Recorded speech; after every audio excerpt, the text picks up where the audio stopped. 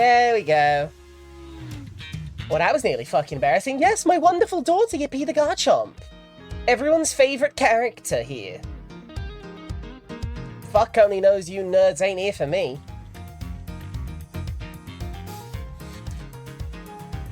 I'm speaking.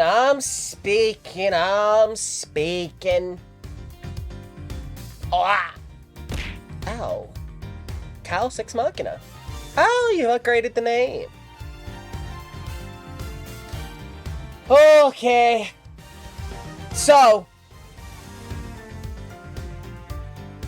lads, ladettes, those who are neither lad nor ladette, those who go between beyond, dabble a little bit between both, one t'other, the neither, the whatever. I must be very dead-ass with you. I must be very Frank Castle is the Punisher with you. This case is already getting to me. Because we have just had to put up with the most, like, phoned-in callbacks in this series so far. Right? Like, the whole kit and furthermore caboodle.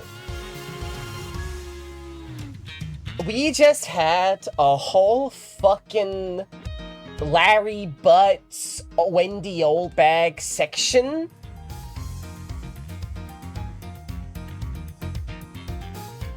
And that didn't even, like, get us halfway there. You have just rewatched the Worst Case VOD. Let's hope it doesn't cause as big. Oh god.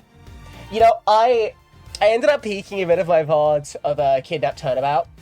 I was just sick as a dog, right? Oh my god. I was delirious. My goodness. Oh, I should probably put up that Blue Badger clip as a short soon, too. Oh, whatever. But, here's the dark judgment. You're all incorrigible. All of you. All of you. But, I suppose what I'm saying is, I am committed. To acing these particular attorneys. You know, I think I can do it. I think I should do it. But do you know how badly I want to be playing Spider-Man tonight? Like, do you know what was fun? Doing my little flips and dips and enjoying the fucking egregious Peter Parker, Harry Osborn yowie. And I gotta tell you, it sure was some fucking yowie. You know? Like, let's be real here. I could be doing that tonight. But instead, they are sending me back to the embassy mines. Which,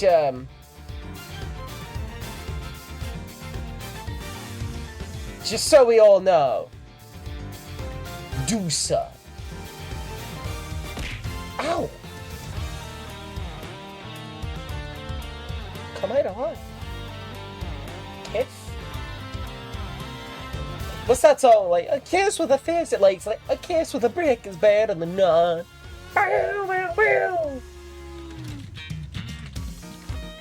The fucking... It's a cool kiss with a fist. It's the fucking Florence song.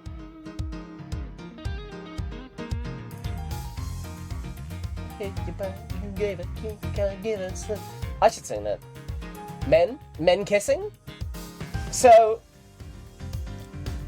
is there even enough men in my audience to necessitate men kissing? I say this, like, so unironically. I know Sadani.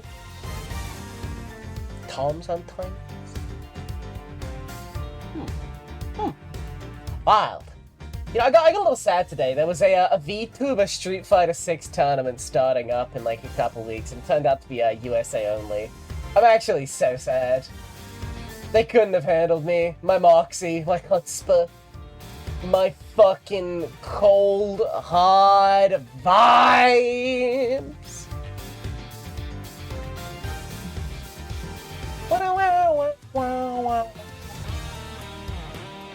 Does anyone love me anymore? Peter Parker has the air with Brock Red and reaching to his shoulder. Is Sudani long enough of a snake to count as 2 men? Oh. I think so.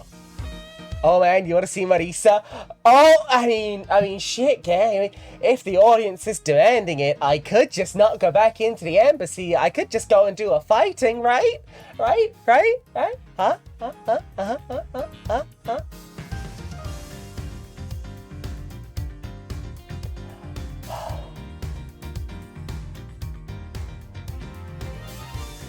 Oh boy. Right. I think I should avoid wasting my energy here before I have succumbed to too much energy expenditure.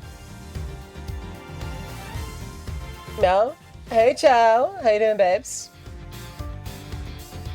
I think Miles Morales also needs to take K Friday. She can tune me for multiple miles as is. True. Ba-bam! You got makeup next week. That's the work. Okay.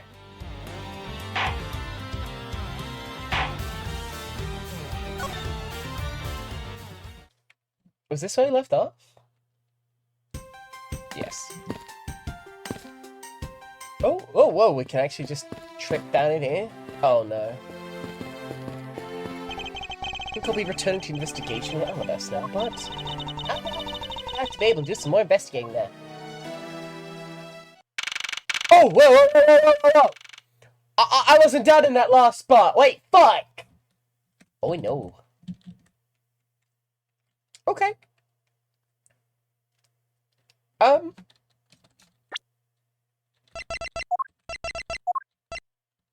mean, shit, I think we have everything we need. So, lantern, the pick, the makeup. Yeah, I think we got what we needed, but like, oh god. Okay. Cool garden. I see you're I'm like, okay, they're calling him by Miles Edgeworth. That's Fran, right? I see you're back, Miles Edgeworth. Yeah. How about things in Babel? Though I can't really say I expect much from Scruffy and that girl. The investigation into Manny-Kochan's death hasn't really progressed any. However, the investigation into Yatagarasu has. Ah, yes. The Yatagarasu. Even now, I find it hard to believe. A person who can freely traverse between the 2 countries at will. I need a soda, as you can hear. Preposterous. Well, that's what I came here to investigate. I heard that this is where witnesses claim to have seen the Yatagarasu. That's correct. Ambassador Alba was to give a speech tonight here in Alabast.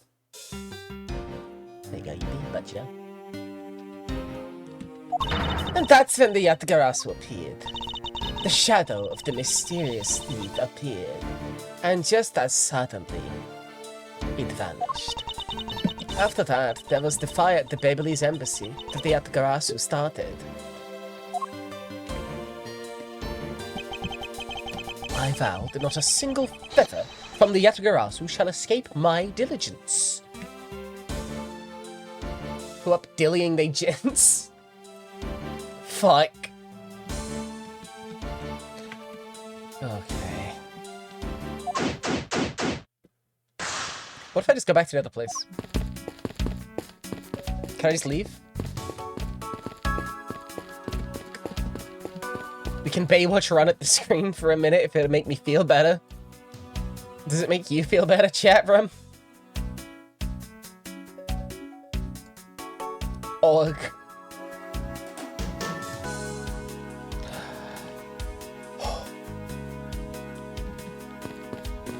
Okay, let's start. I'll check these. Oh, there we go. Is it possible that the Atagarasu hid in these bushes? Of course not, they're rose bushes. You've been spending so much time with Scruffins, that girl, they're rubbing off on you. But it's alright, I'll wake you out of your stupor. Now the next time you feel like sleep talking, remember that I'll whip you for real. All I try to do though for a possibility, and this is what I get. It's an overturned spotlight here. When the Atagarasu appeared, the audience that was waiting for the speech to start panicked. I suppose that's when somebody must have knocked it over. Having a tough time visualizing the mass confusion it took. I thought to use my whip to catch the Atagarasu. Because, you know, of course she did. Like, of course she did. You know? What else would she have done? What other option was there? However, there were people in my way and I was unable to land even a single flash. I suppose this means some other poor saps were hit instead. It should have been me.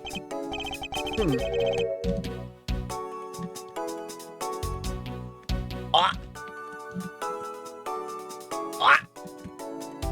A statue of a woman. I wonder if the lady is poor. Sorry, a statue of a woman. Gross. What? I don't care much for those things, Francisca. Statues? Women. Uh-oh. You know what they say, when all you have is a whip, every problem looks like a horse? Cow?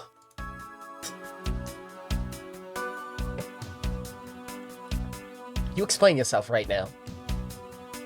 You could not think of a good part. Hey, you know what? The redacted was a good swing.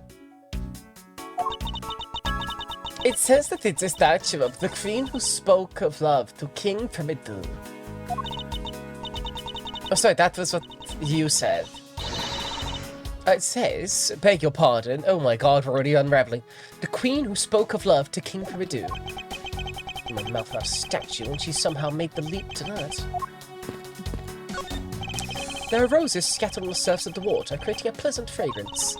It is not just for aesthetics. This pool's water is also used in putting out fires.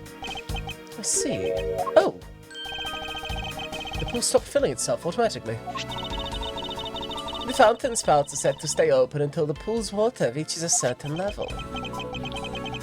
If this water is used to put out fires, I suppose it must be refilled to its normal level. Which suggests that this pool was recently used somehow in this embassy. I wonder how!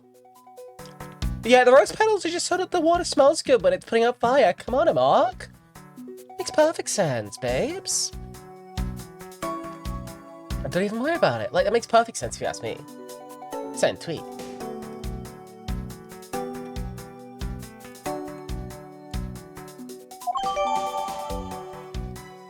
Found spouts. What?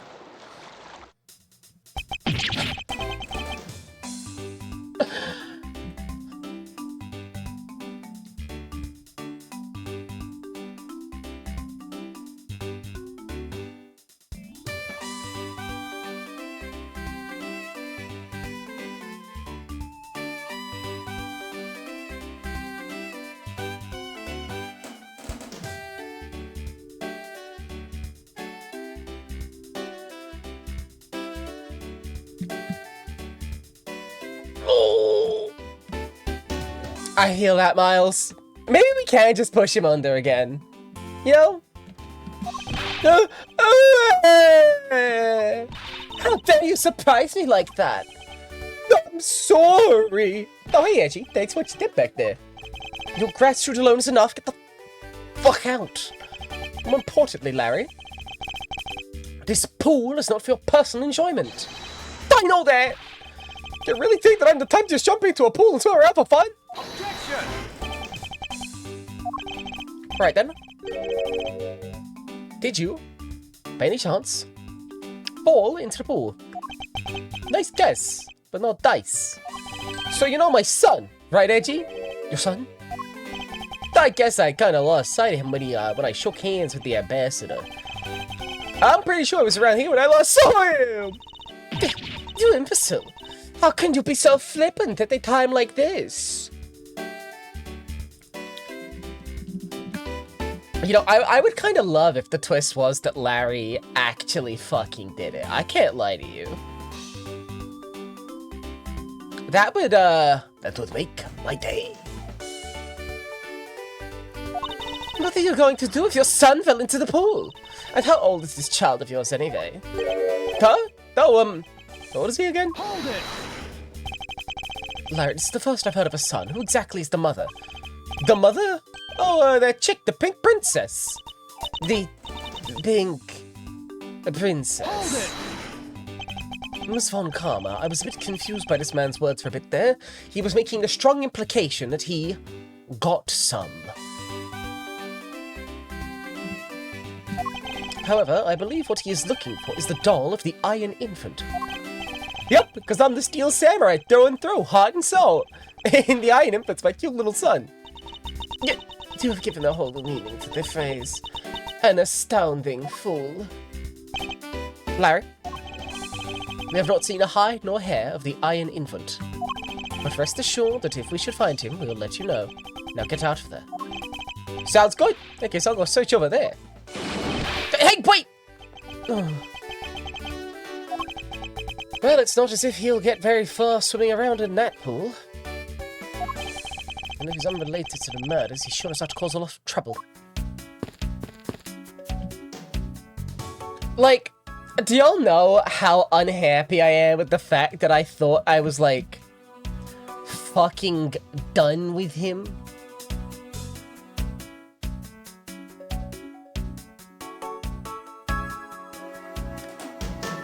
Okay.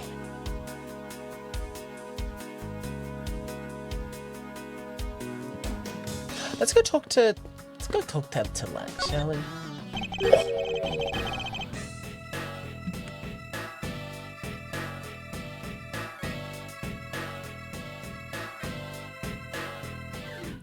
His name is Lung. His name is Gunch.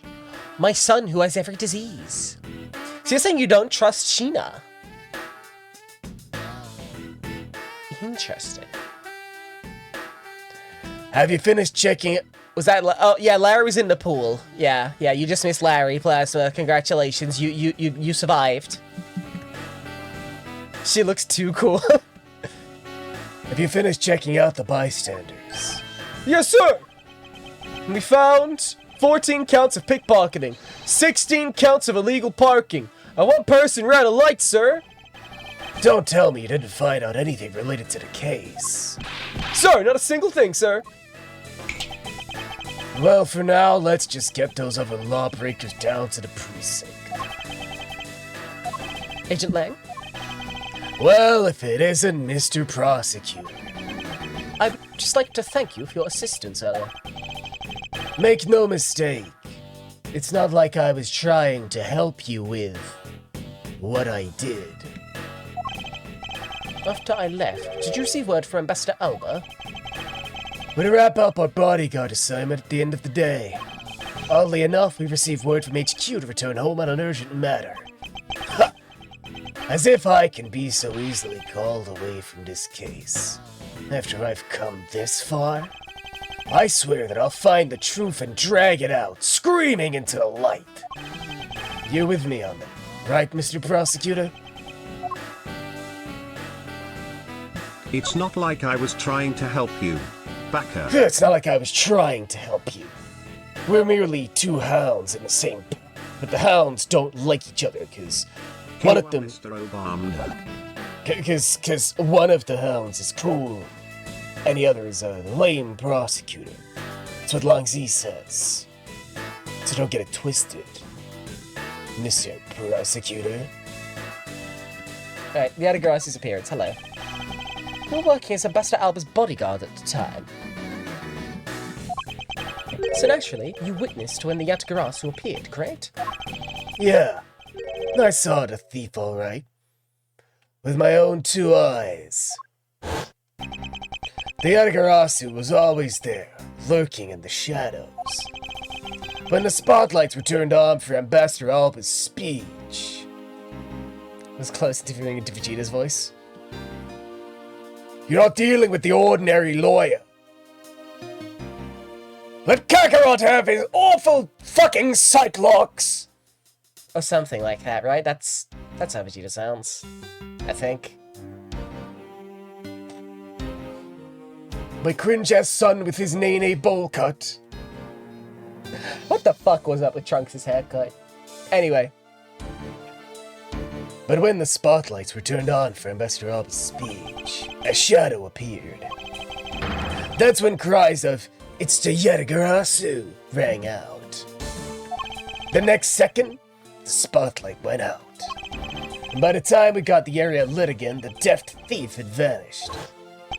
When we investigated afterwards, we found that the reason the lights went out was because someone had unplugged the extension plug for all the outdoor electronics.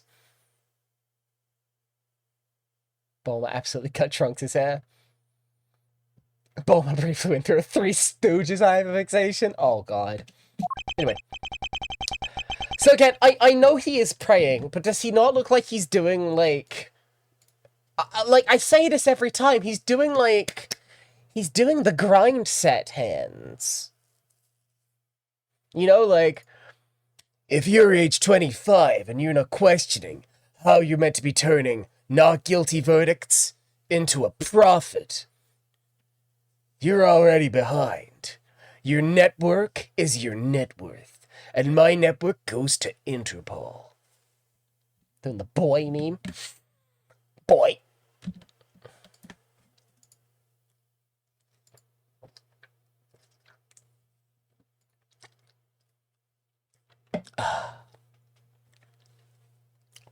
Jesse made me like thinking and sighing at the same time. Maybe it's just because it's fuckboy ass hair. That's why I'm reading like grind set, you know? Always remember to hold. Long Z says, buy the dip and make sure you have diamond hands. You feel me? He could buy crypto.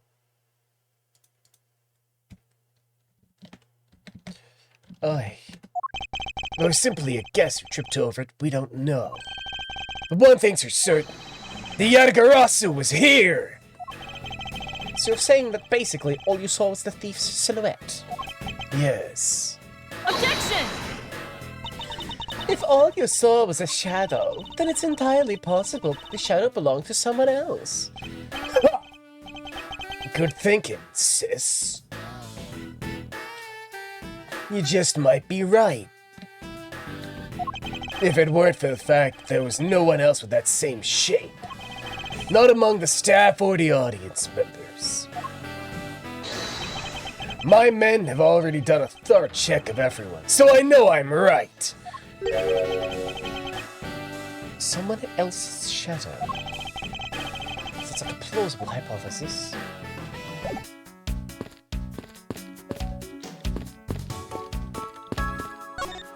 I suppose Ambassador Alba sat in this chair? Ambassador Alba is very elderly. The chair's prepared for him, should he have gotten tired during his speech. In that case, why didn't he plan to make his speech sitting down in the first place? Well, what if the embassy just did that? Right? The ambassador is also quite prideful. That's why. Sounds like my old principal from grade school who'd speak at assemblies. This is where Ambassador Alba was to give his speech. The stage was set up nicely. However, where was the audience supposed to sit? Perhaps they were supposed to sit around the edge of the pool? That's such poor planning if there was no place other than a spot or two by the pool. They really should have made seating arrangements, like how the gallery is set up at court. Indeed, your consensus consideration for the viewers was taken with those. So in the end, the stick and his audience had to stand the whole time, huh? Pathetic.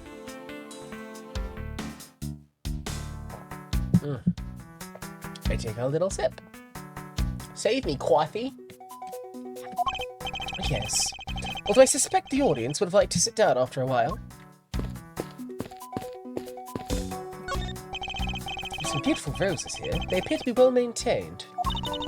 You're being too nice, Miles Edgeworth. The arrangement is devoid of any design sense. Roses only truly shine when they are grouped with... Roses only truly shine when they are grouped by color, one color per location. They lose their beauty when they're all mixed together like this. So I don't like that. You think tree colors with a large middle stripe and two large stripes that are much better than... Sorry, Lord. I don't know if she's being sarcastic or not. On second thought, there's a rather serious look on her face. I'd better leave it be. They should really rethink the proper balance of these roses. Of all the people to comment on the proper balance of things. The statue bears a resemblance to the Peridou statue. The plaque says, King Peridou and the battlefield. In order to save the queen, King Peridou put his life on the line and went to war. So Peridou was actually a person of royal blood. I thought he was simply someone imitating a character from an ancient legend. But what surprises me is that the real person who looked like the steel samurai existed. I suppose there is that too. Suddenly appearing and disappearing shadow of the Yatagarasu. I believe I figured out its true origin. I expected no less from my subordinate. But let's hear what you know on the subject. Oh. Take that! The suddenly appearing and disappearing shadow of the Yatagarasu. Is it not possible that it was created by this statue?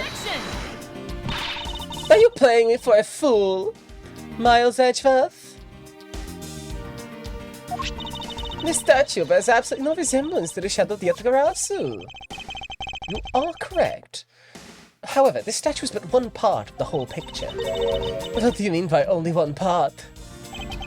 What's the other part? Well, shit, I didn't think this far ahead.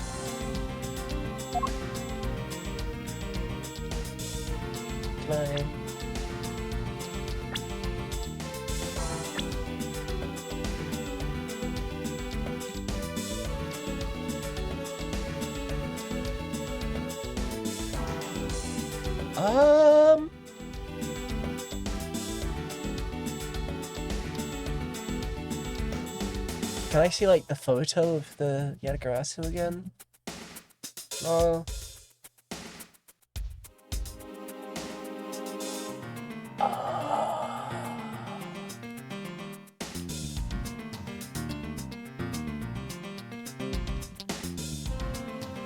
Fuck it. We start with a leaf, then if it's not a leaf, it's a statue. Francisca, if you could take a look at this, don't you find it to be a bit suspicious? Not at all. Fucking... What is this fuck-ass face when Miles is being wrong? Oh, cool. The evidence. Oh. Looking ass? Fuck this guy. Goddamn, Miles. For you see, I was merely testing you just now. We have no time to waste on your pompous talk. So get on with your explanation already. Oh, I guess Francisca just couldn't understand my point. To think this through again. The Yatagarasu shadow. There really is only one thing that can explain how it was cast. It must be this. I thought it might have been like the different leaves all lined up, but I guess the statue? I think. It's kind of difficult to figure out that because... Yeah, right? Right? Like, do we even have a photo? We don't even have a photo. Which sucks. Because it keeps showing us it, like... Arg. Arg, I tells ya.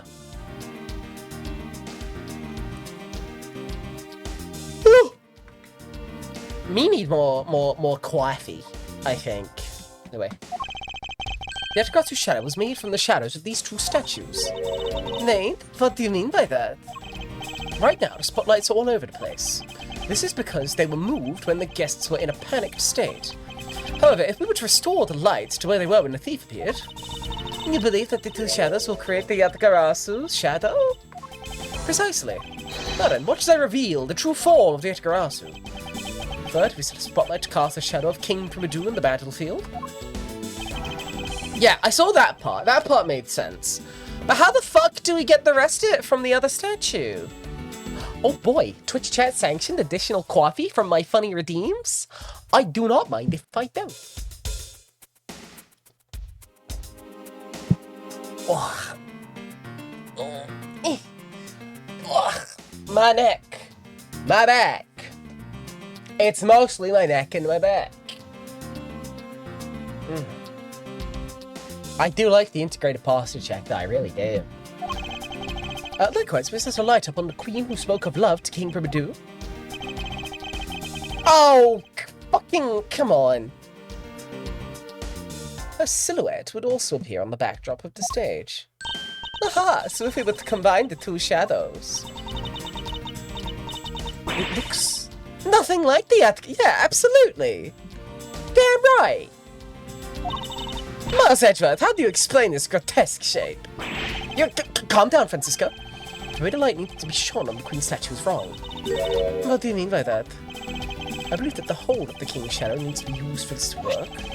However, in the case of the Queen, I don't believe her whole shadow is needed. Or that the person who created the shadow only used one part of her shadow. Only one part? Oh, that's a hand. Yes, and one part is alone is enough to fill the rest of the Yatagarasu shadow. Why didn't you say that in the first place? You're right. I apologize. What part of the king saying? Take that! The hand! The digits, the palm, the prints, the grabblers. Think back to what's missing in our shadow. 5 long, thin areas, correct? What does that remind you of? Ah, that's right. It can only be the shadow of the Queen's left hand. Francisca, could we please adjust the spotlight's position? So it only shines on the Queen's left hand? Alright, let's give it a try and see what we get. It's... Yeah, this is exactly like the shadow I saw. This is not how shadows work. Yeah, but Ace Attorney says it is, so checkmate. The culprit must have changed the spotlight's positioning beforehand, and then pulled the plug after people saw what the culprit wanted them to see. In their panic, the guests must have moved the spotlights around, which we can assume was also part of the culprit's plan. By the time the lights came back on, the Yatagarasu shadow had vanished. Which means that the shadow was a construct from the very beginning. So you see, the Yatagarasu never did visit Alabast tonight. The only country that the thief visited was Babel, although it can be so who the fuck... Senior Ambassador of Babel with... Don't like that Shi-Na's age is question marks. When we at least know that Lang is 27. We don't know all bags, it's funny. Pointy ass schnoz. Fucking Lawrence. You know, my man looks like pretty good for like 60, right?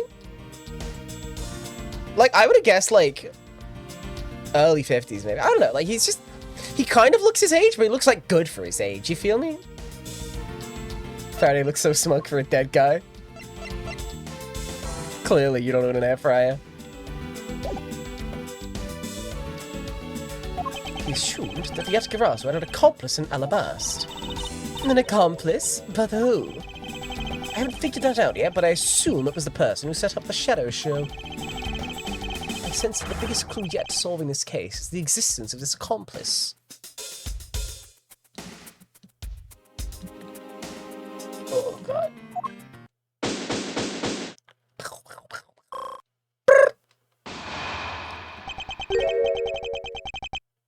How's the investigation go? Who is that?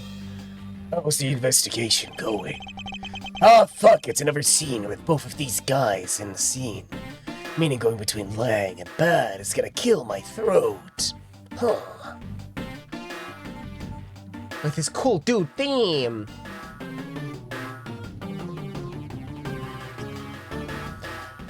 Detective Bad, come to join us in investigating the Yatagarasu. I've left the murder in Agent Lang's charge. And my only target from the very beginning is the Yatagarasu. So yes.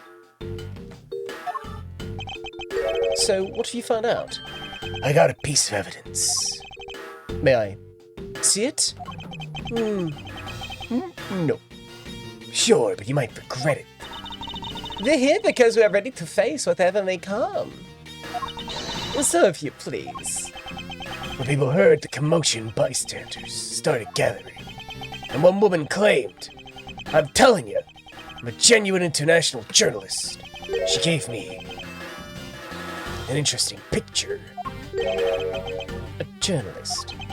Well, actually, she's a freelance cameraman. And this is the photo I got from her. What in the world? The Yatagarasu is flying in the air. The times, they are changing. Hey, Lotta Heart, what the fuck is up with this shot? Baby, honey, my love?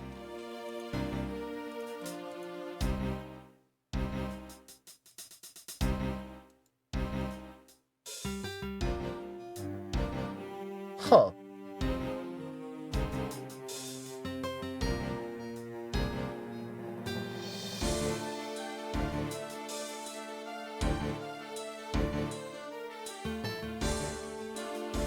Sorry, I'm schmoovin', I'm moseying, you see.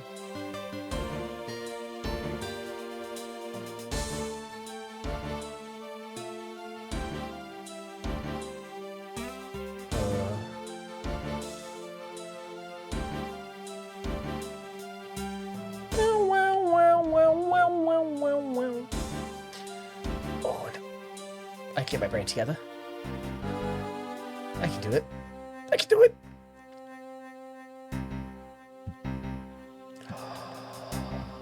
Zoinks!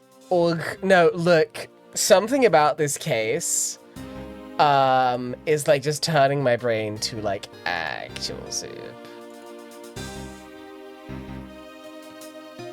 Ugh. It's not just man, but evidence. Even they lie to us now. But when was this photo taken? Apparently right after the fires. On the 4th and 5th floor. On the 4th and 5th. Right after the fires on the 4th and 5th floors were put out. It was taken from a nearby building that you can see the embassy from. I see. So this was taken after the fire. The blur in this picture took off from the Babylese embassy. Flew over the boundary and headed for the embassy of Alabama. This is simply not possible. People are incapable of flight.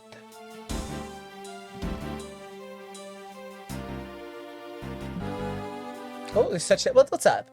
What you nitpicking? I'll keep moseying though as you engage your sumptuous brain meats. We can do it. Nearby, not nearby. Right? No, I'm so with you. Oh my gosh. We can ball. Is that a fact? I've had the pleasure of dealing with a case involving a flying person. Are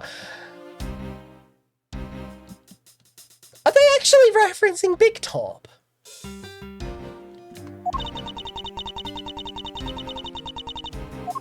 Actually, come to think of it, I've come across a case like that as well.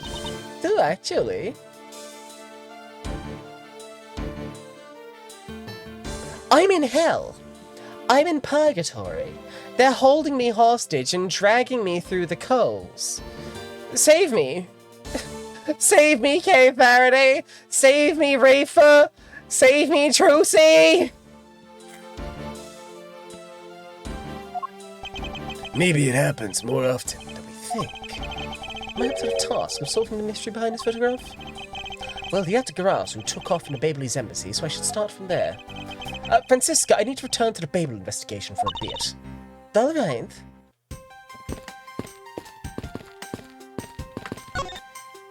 Ha! What a farce. Turns out I thought it was the Yatagarasu's shadow with some statues instead. Nothing to be embarrassed about, everyone's in panic. And here I thought you'd come over to throw some sarcastic remark in my face. Of course not. You and I, we're both of one mind, in pursuit of the truth. Here's the thing, Mark. Yeah, like, he has a little fuck-ass hand mirror. Like, that's his bit. Huh. But are we really of one mind, though? I'll be returning to the Babel investigation now. I'll contact if I find anything. You sure are stubborn as a rock. I like that they're coming around to each other. Okay, they're just yammering. Possibly all the events tonight were part of the overall plan. Going to continue investigating at the Alabastian side. Stop wiggling them. It's so smooth, right? Like, it's weirdly smooth. Don't do anything stupid, right? I think he's alright. It's unusual of him to be so nice. I think it's simply a concern for our well-being, Francisca. I'll continue investigating on this side of the building. Alright, I'm counting on you. Hey, Kay, what's good? Oh, she's so stanced!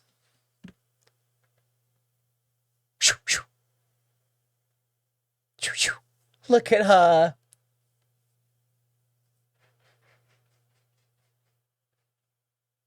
Look at that hair! Sorry, I didn't even read your line. Welcome back, Mr. Edgeworth. Now, come on, let's get back to our investigation. Hop, hop. Yes, let's. I like the she run.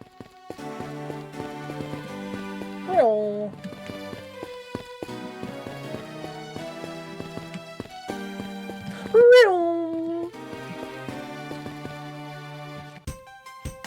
She boogie.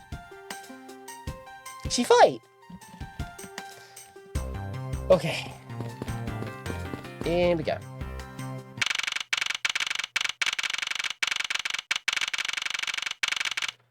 Secretariat's office. I think after all that running around, we're right back where we started. Would appear that way. Hi, Mr. Edgeworth. Have you found Manny's killer yet? I'm terribly sorry, Ambassador Plana, but I've yet to find his killer. Then I guess his murder really was the work of the Yatagarasu. Let's get one thing straight. It was the work of the fake Yatagarasu. The real Yatagarasu was a noble vigilante who's only out to steal the truth.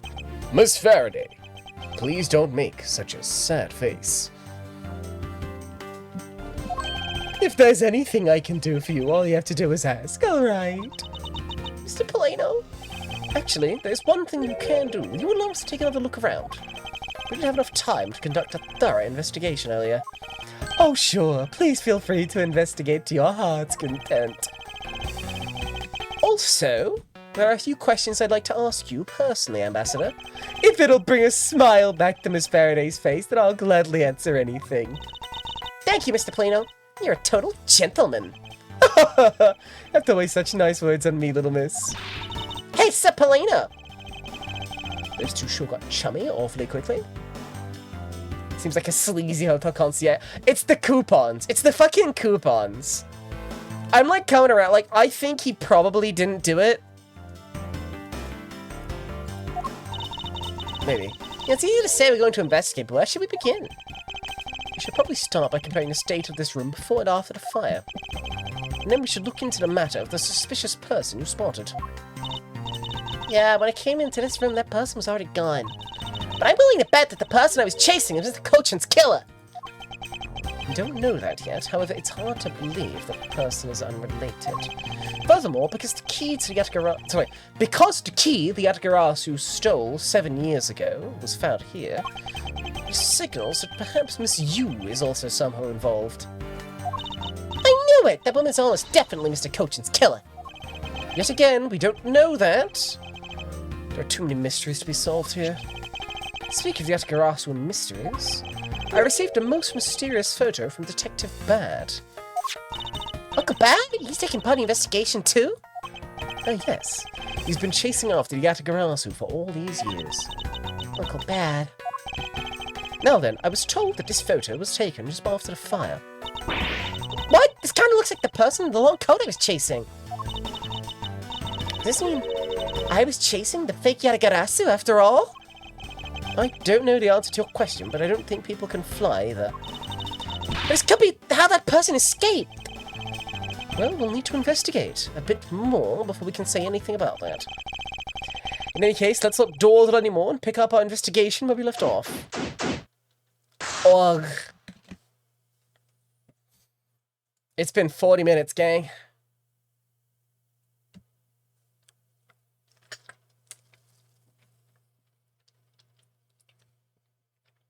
Okie dokie. Look at him, he's posed up. He's like a fucking statue himself. You can see the Alabaston Embassy through this window. So where were you when they were investigating over there, Mr. Edgeworth? Oh, you could see it from here. I was there on the 5th floor.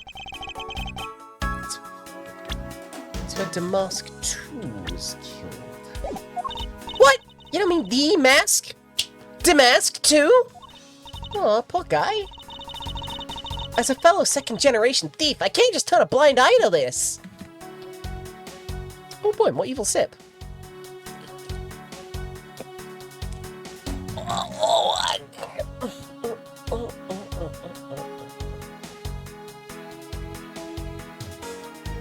Oh! Ow! Hey, Frogus! This case is long and hard in a way that isn't even fun. I should call her. Save me. The antics of the bat room is actually keeping me fucking sane, as I have to, like, go through this.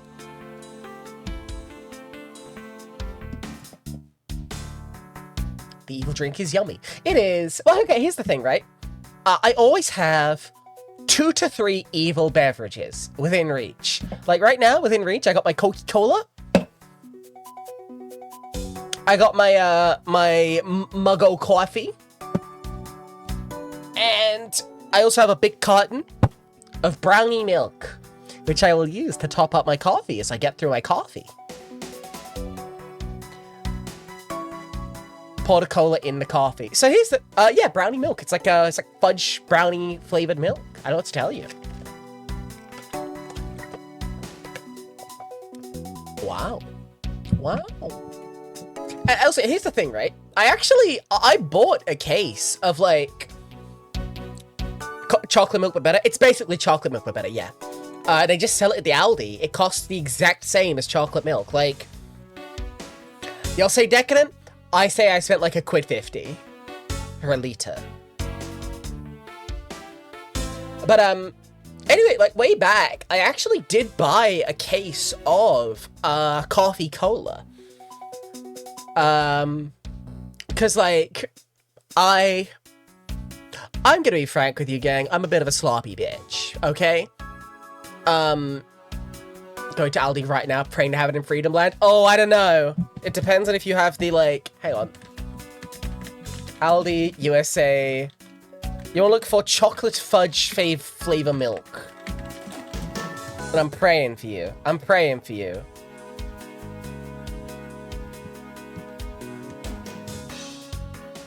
But anyway, so as a sloppy bitch, back in the day, like, I would end up, like, I would just end up, like, pouring a Coke into a mug that I had finished a coffee in.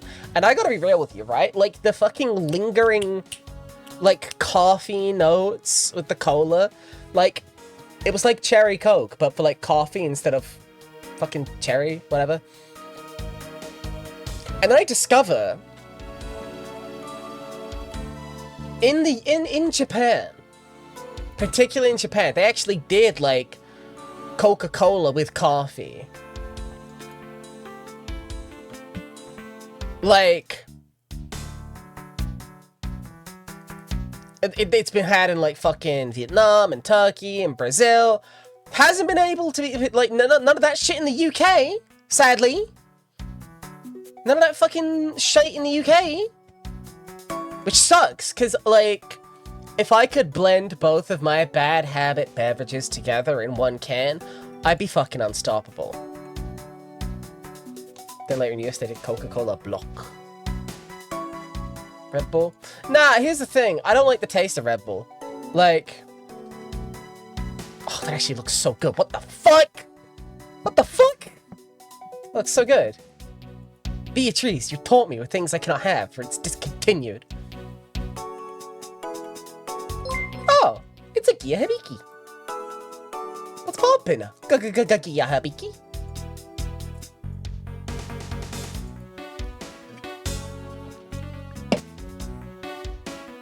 How you doing, babes?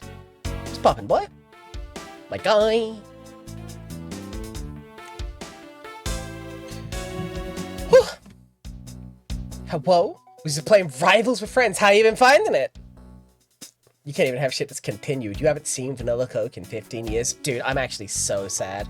Like, there's like an adjacent problem. It's not as bad as just not seeing it, but like in the UK, they only have vanilla, like Vanilla Zero. And I need the sugar. I need the sugar. I don't get on with sweeteners. I'm just saying. I just don't get on with them. Just ain't my... It just ain't my vibe. Kind of shit in rural Newfoundland. Would it make you feel better if I said that I actually try to pronounce your fuck-ass island properly whenever it comes up? Would that make you feel better? What we investigating? 2 murders in 2 different embassies and a fake iteration of a phantom thief linked to a smuggling ring. Do we even have Arizona tea? Tell me how to say Newfoundland. Newfoundland. Because here's the thing, right? I know it's like Noof. I know we gotta be hitting the Noof, shredding the Noof.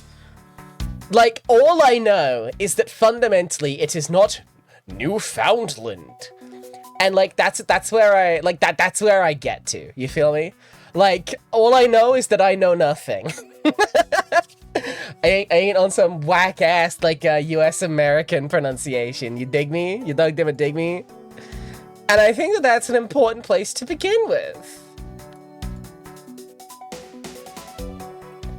Arizona Tea Fox, it's the primary liquid in college because the pipes are wet. Oh no. I really want like Arizona tea cans so badly. God damn. Anyway. Even though Damask 2 was merely an imposter of the original, it appears that this area was heavily damaged by the fire.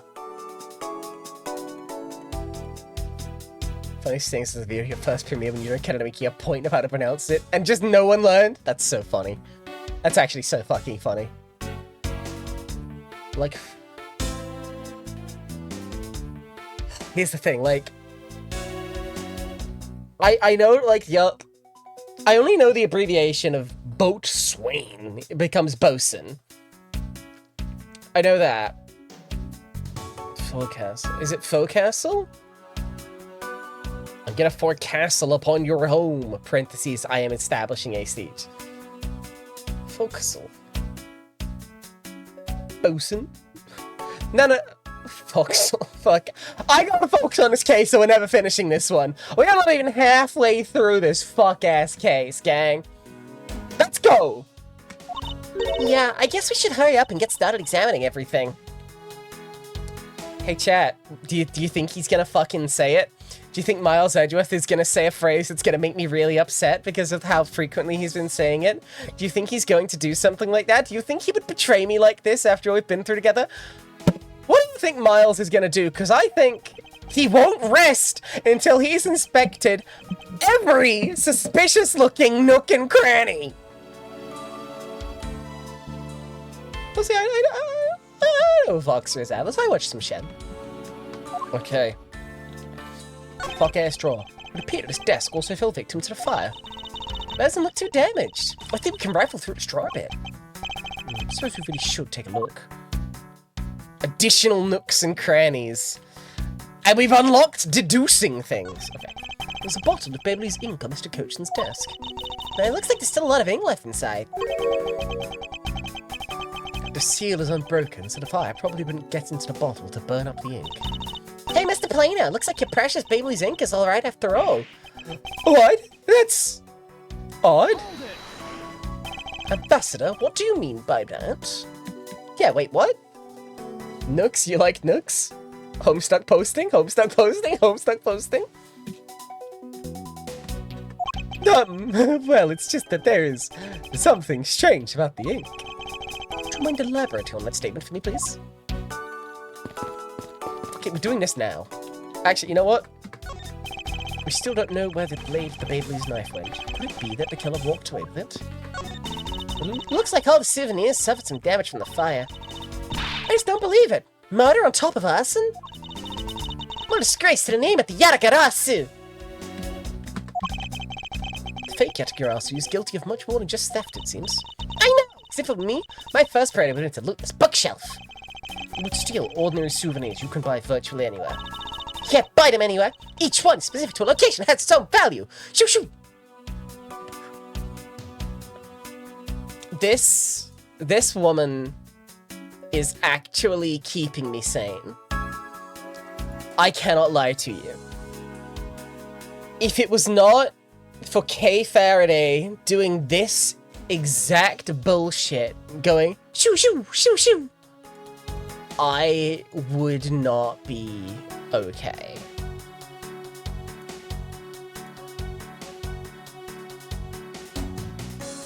But you know what? I'm enduring.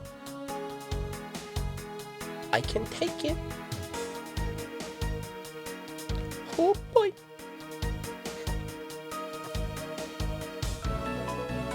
Don't even worry about it.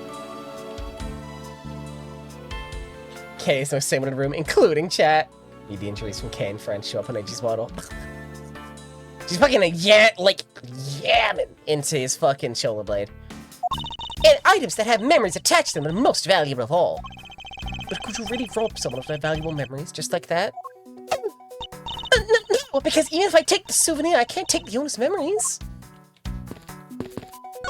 The grandfather clock and balls.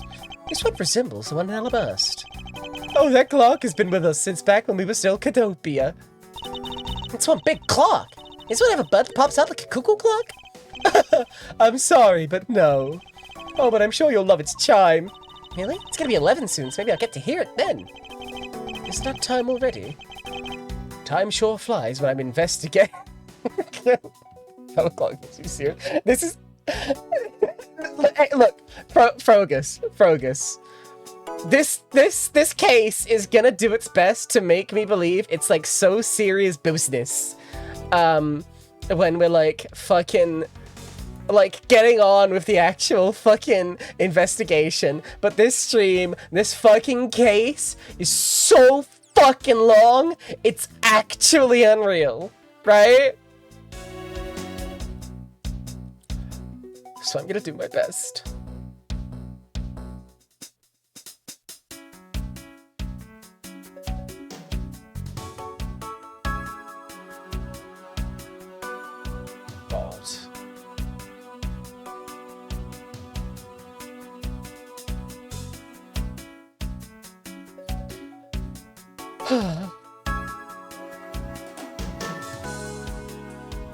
So anyway, grandfather clock and balls.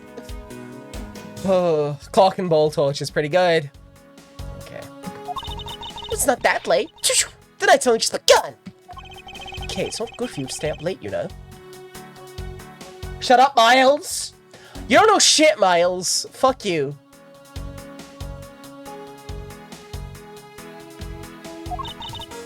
Yeah, Gramps!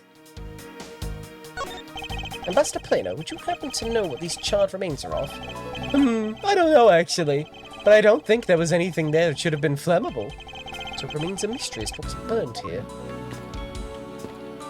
Very ominous. The national symbol of Babel is drawn here. There's nothing especially strange about it. Is it just me or did the butterfly gain an antenna since we last saw it? Even if it did, would it really have any bearing on our case, Kay? Okay. It's the charred remains of a fallen ceiling fan. Oh, I've seen a few of these before. They spin me around, right round, like a record baby, right round, and they play music. I believe you're thinking of a musical mobile for babies. Yes, that's it. They're nothing alike. What the fuck are you talking about? They're totally alike. They spin those baby... Why do I bother making jokes? You know? Like... Sometimes I see shit happen, it just makes me feel, like, really superfluous, right? Like, there I am doing the right round, baby, right round, and then Kay does it. You know what? She's so in sync. She's my daughter. Yeah, we do this together. Mother-daughter. Let's see. I guess I can see how you might think that. It appears that Mr. Coachman's body has been taken for an autopsy. The white outlines his sworn self to tell the tale of his murder. The safe wasn't open at the time of the fire. You could tell because the inside wasn't burnt, right? Yes, and thanks to the safe's fire resistance, the smuggling evidence was well preserved. Yo, Frugas! Thank you for the follow, my friend. Aren't safes great? They always hold the wonderful promise of treasures within. Well, this one certainly did have a few inside. Fireplace, Sir Babel's offices have them too. Two? There's a fireplace in relatively the same location in the Alabastion office. However, we found something there that I'd rather not recall ever again. Still can't believe we found that lady's undershirt in the fireplace. Huh? If it was that traumatizing, why don't you try creating new memories with this fireplace? You could climb inside and we could play hide and seek. Covered in soot? I think not. Ah! You know such a fun, Mr. Edgeworth. Yo, he's just joined in from the friend server. Guess you never followed. Hey, I don't mind it. I don't mind it. Need a QI klaxon goes off and make the obvious joke. Oh, that'd be good. That'd be good. Okay, chat room, bat room, Holiday Inn. Okay, two things. First of all, it's nearly ad break time, so we're gonna take an ad break as usual. This one, I might be a little bit longer, because, I'm gonna be real with you. I gotta take an emergency T-Gull shave. I got some fuzz on my face that's driving me insane, and I gotta handle this, like, now. You'll get me. But other than that, here's the time I'm going to, as ever, encourage you to use my ad breaks for good. In the current state of the internet, there is the possibility that you could just scroll forever. You could just scroll down your Tumblrs, your TikToks, your Blue Skies, forever and ever and ever and ever and ever. But if you aren't engaged in something like that, if you have some outstanding tasks to do, meds to take, glasses to clean, laundry to start, laundry to stop, trash to take out, plates, bowls, cups, cutlery, any kind of crockery, now is the time, a clean fire break, to try and do one of those tasks that you're putting off. I'll see you in a few minutes. Please do use this time for something a little bit productive, and I'll see you in a few minutes. Love you very much, Shabra.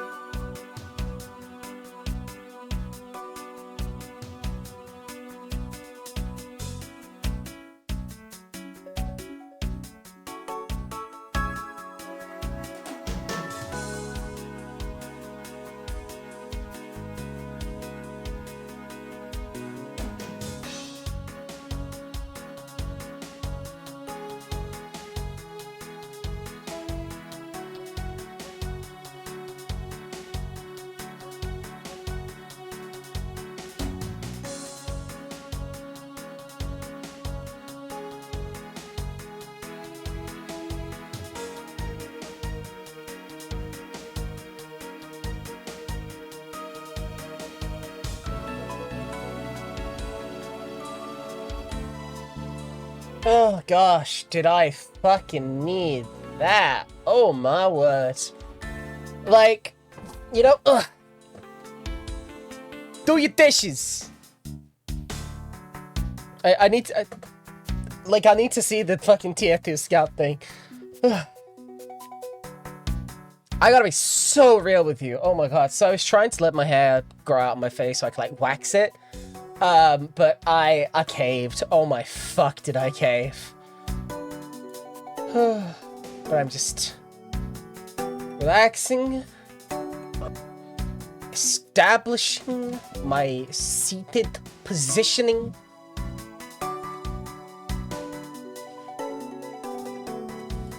So I can reappear in a second. Sorry, just eyeless. It's just the little eyeless there at the logo. Don't you love my little fucking... Don't you love my little logo? My little stand-up comedy void? Okay. With a logo. True? True?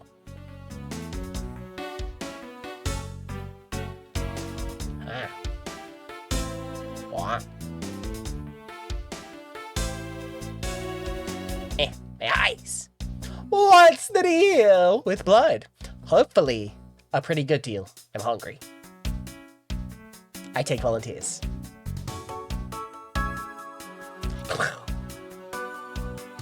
Honk if you're gaming. Right, we're gonna check through the rest of the stuff in this desk, then we're gonna talk to Plano. She's zippy. Oh, an evil stretch and sip. I'm on, quick. Cola, chalky milk, or coffee? I am wrought with indecision. Coffee.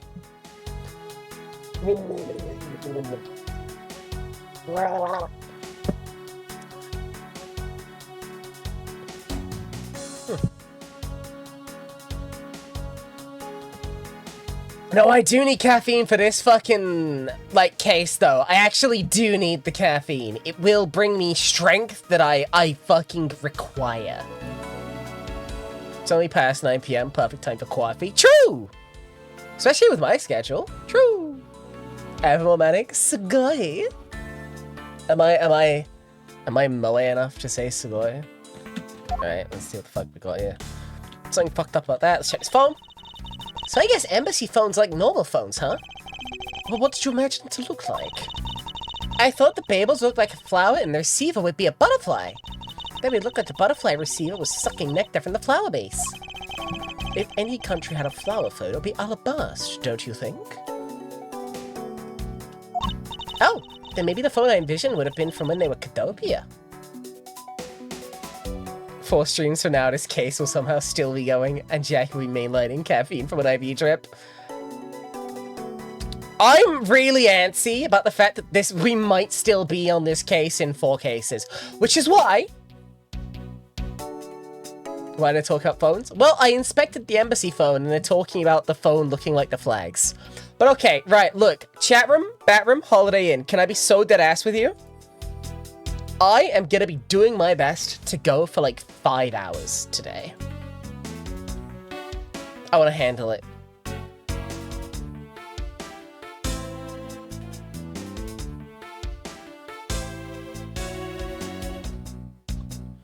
Okay.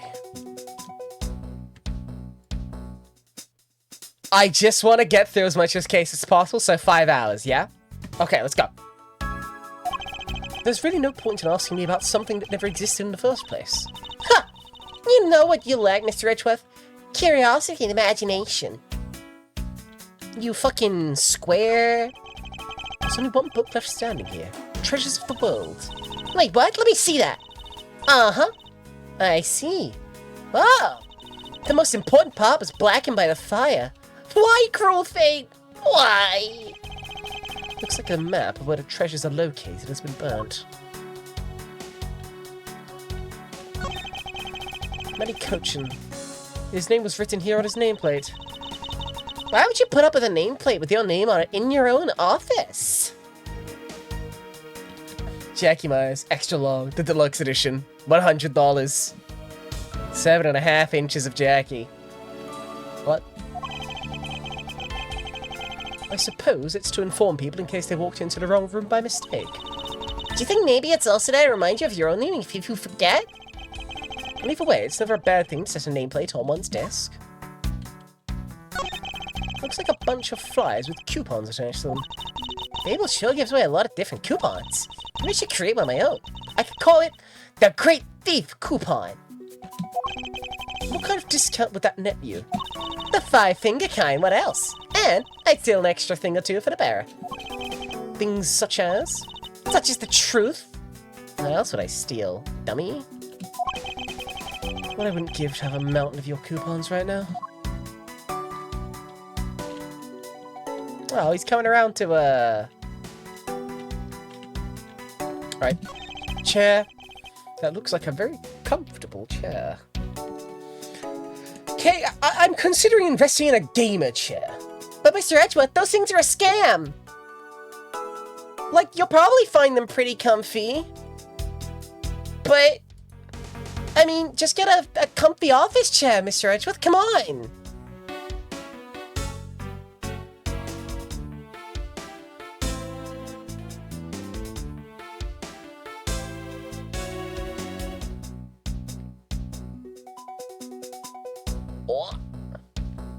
One more. Yeah, recliner, you win. You get me. It's up the lean. Okay. Well, it doesn't look all that broken, so I'd try sitting in it. No, I'd better not. It's very important we preserve the crime scene at all times. Maybe you're always touching all sorts of things at the crime scenes. That is because I'm a prosecutor and it is part of my job to examine things. And my job is to be a great thief.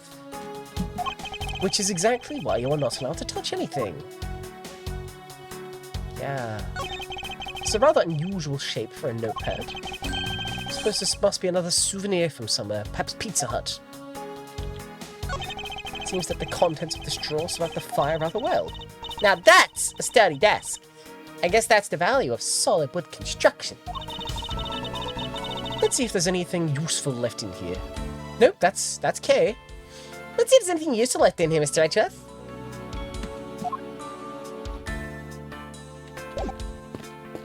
One second. Not an ambassador. I'd like to ask about your movements when a fire broke out. Before the fire? Which fire are you talking about? Which? There was more than one tonight? Oh, I see. I guess you didn't hear about it. We had 2 fires here at the Babelese Embassy tonight. What a bother all of that was. What? What?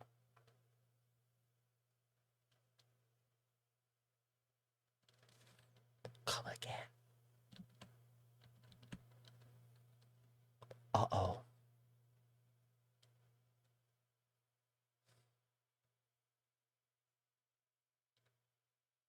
Uh-oh. Oh yeah, by the way, other fire, oopsie. Jesus, this case is a nightmare. Wait, but the only fire we know about is the one after the Jam and Ninja show.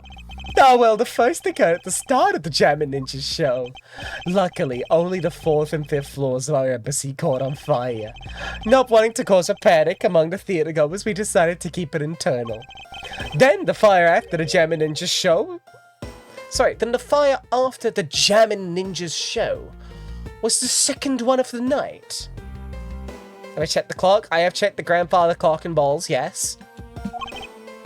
Exactly. So the fire I witnessed was the second one. Come to think of it, didn't Detective Bad make reference to the first fire? There's a photo taken, apparently right after the fires on the 4th and 5th floors. Damn, we just didn't check that. When did the clock break? That's a good thing to go and check. Okay. Actually, what else do we have?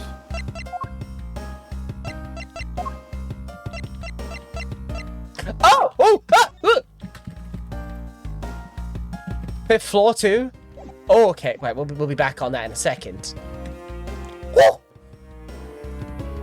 How'd it get burned? Apparently, yeah, okay. I suppose this means that the photo was taken just after the first fire was put out.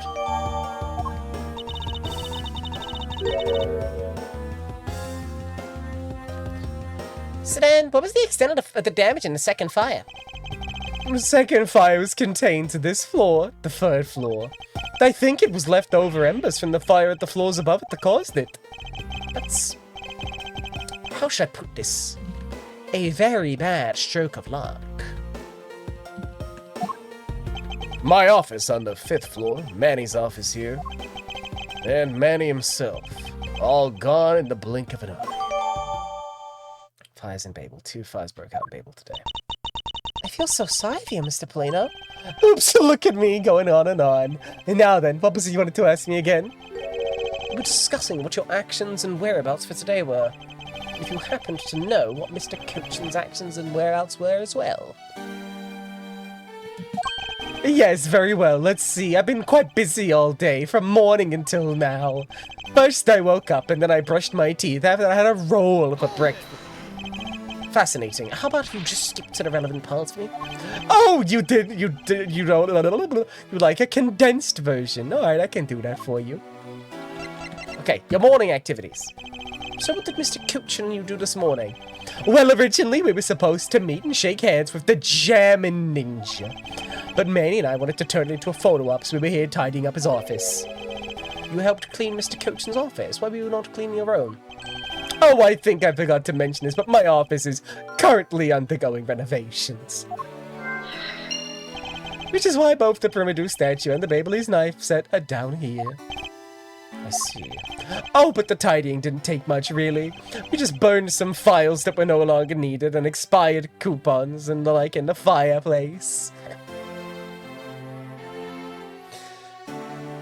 Okay. Sure. Why not? I bet cleaning up the fireplace must have been a real pain, though, huh? How about that? I kind of forgot to clean the ashes out. I guess I'm up a creek without Manny here to get angry at me. An ambassador like yourself has been on the receiving end of a secretary's anger. Oh, he was very good at being very mad. Why, even just this morning, he got mad at me. I spilled some Babyliss ink onto the back wall when I was burning the files, you see, and he got mad at me, saying that I should treat the ink with more respect. Talk about the boss getting bossed around. Spilled Babyliss ink onto the back wall while burning files in fireplace. Left ashes there. And that's about it for what we did this morning. Just some cleaning. Don't tell me you had no other work to do. Being an ambassador and all. Interesting. Now, if you could tell me what you and Mr. Coachin did this afternoon. Well, Maggie and I went down together to the Theatrum Neutralis. We had to be there for the start of the Steel Samurai stage show. After the show started, I went back to my office on the 5th floor above. So they were together until the start of the Steel Samurai show. A little while later, after I'd straightened myself up a bit, I returned to the theater, because I was to take part in the photo op on stage at the end of the show. Babyliss ink, back wall, butterfly symbol getting antennas or something. These probably aren't related. I think that everything that we've found out so far has been a string of coincidences, and if we look really deep down, we'll find out that, like, actually, the embassy just did that. Yeah, the embassy just did that. Smiles. And then I can take my vampire ass home, to, like, you know, grab a bite to eat and do something other than be stuck in this fucking embassy for another, like, 10 hours.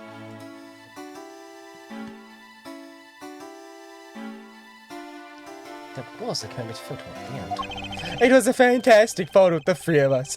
Ambassador Albert, the Steel Samurai, and myself. After the photo shoot, I went back to my office on the 5th floor to prepare my handshake Photoshop for the Jammin' Ninja. Seems to be rather overworked for an ambassador. When I got to my office, that's when the first fire broke out, and I escaped down the stairs. The embassy just did that, like JFK's head. You get me? You get me?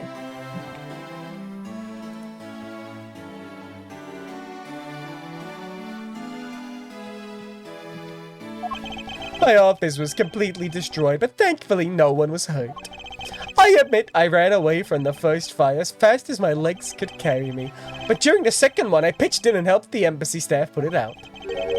So you didn't see Mr. Cochin again after the start of the Steel Samurai show? Yes, that's right. The next I saw him, he was lying there, in an eternal sleep. I see. Ambassador Polino, I thank you very much for your help. I'm sorry I couldn't be of more assistance, Mr. Edgeworth. If there's anything else, please don't hesitate to ask, alright? What about ink? I wonder if you might tell me what you noticed about Mr. Cochin's bottle of ink. I just thought of it right now, but during the second fire, Manny was worried about his office, so he came rushing back to it. I called out to him, and when I received no reply, I used my spare key to open the door. But when I did, I was greeted by roaring green flames. The flames were so big, I wasn't able to see into the room at all. The fire was green. What was the cause? With crystal oil, huh? So he had a couple of souvenirs in here, eh? Aye? Core fucking blimey, lads. You know, I say core blimey facetiously, but I realize that this is some bullshit people don't even say as a joke if they're not, like, terminally British. Core fucking blimey. And there's some DC lady who's green fire. You're gonna be so mad when I tell you what her name is. Do you know what the DC lady with the green fire is called? Beatrice? My core is blimey. Fire, correct! Her name is literally just Fire. Which, you know, like, get it, girl boss. But goddamn, she pretty. God damn, I love comic books. Okay. Well, wet crystal oil burns green when it's lit, as you can see by this lantern. And Bailey's ink is made from the same oil, which means it would also burn green. You know, I too had thought it was Manny's ink that had caught on fire. So that's why I was surprised to find out there was still a bottle of ink left on his desk. The case of the perplexing green flames. Talk about a mystery. What exactly was it that caught on fire in here? Okay. Okie dokie.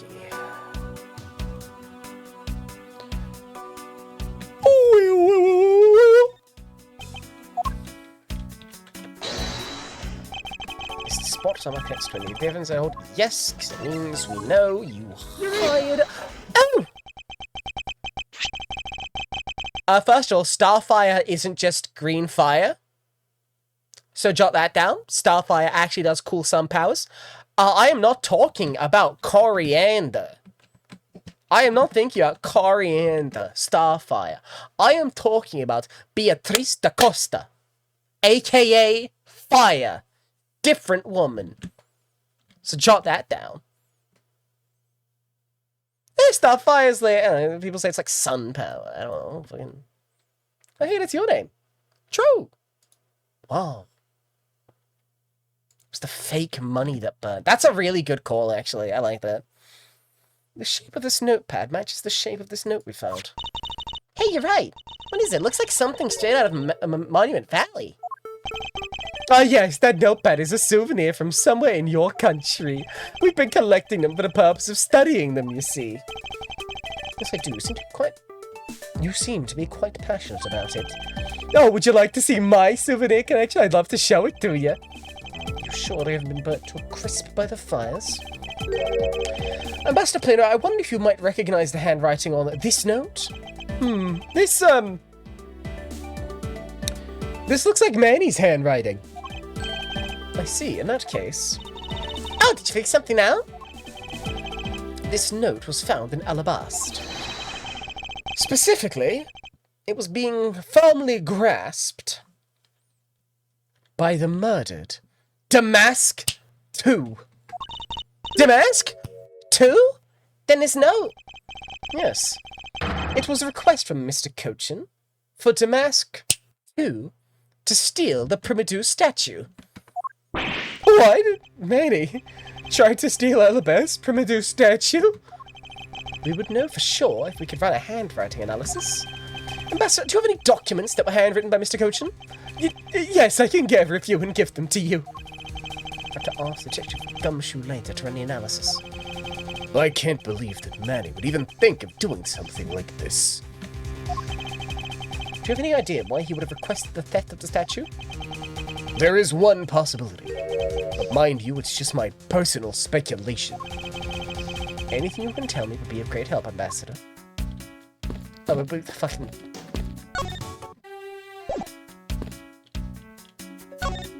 Ambassador Polina, what exactly used to be here? That used to be a stack of brand new pamphlets. Looks like they were all burned up. Guess we'll just have to reprint them.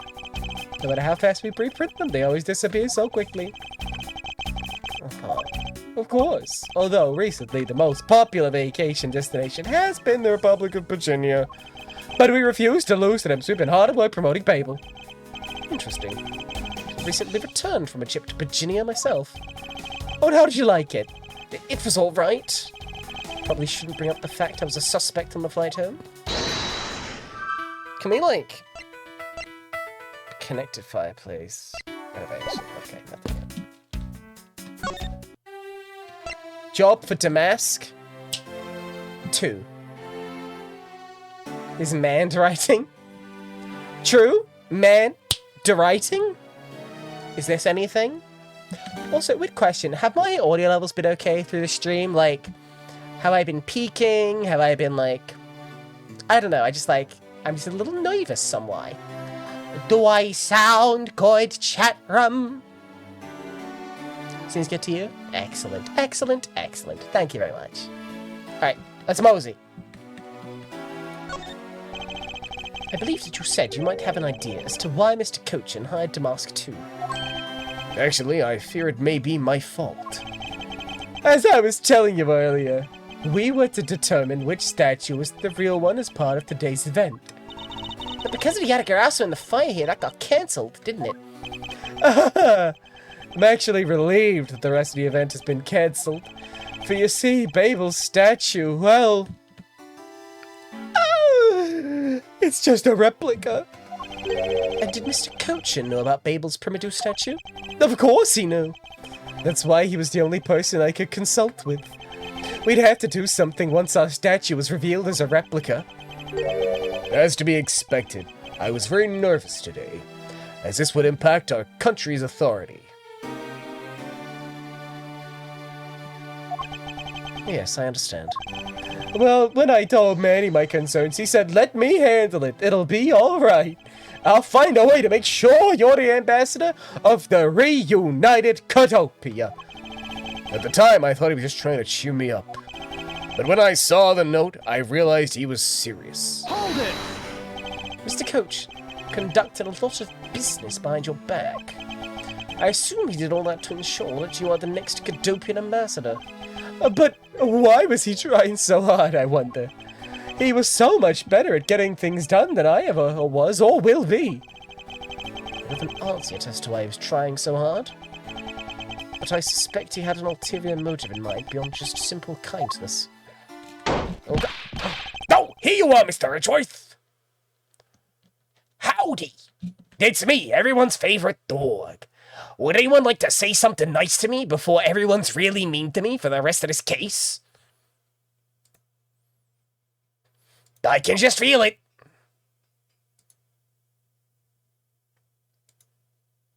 Ruh-roh.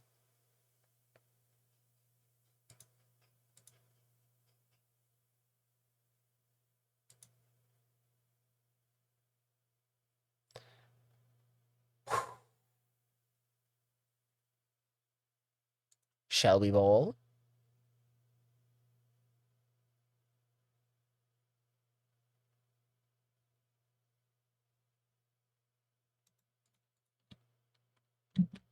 Give me just a second.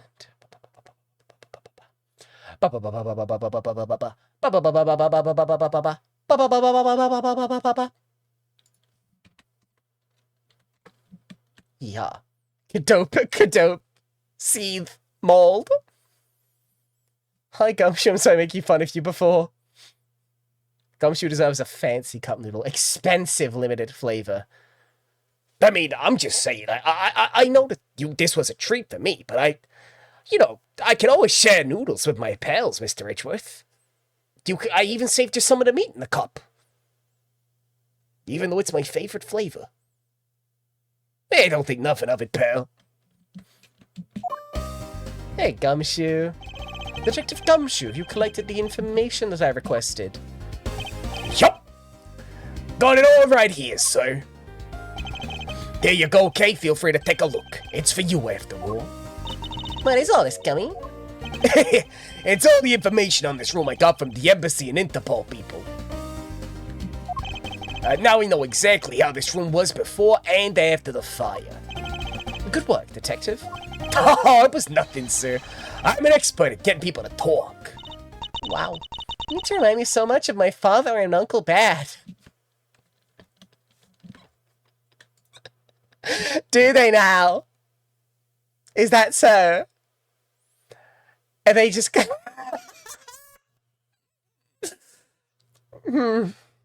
Like, I love that I never need to reach in Ace Attorney. Old Man Yowie!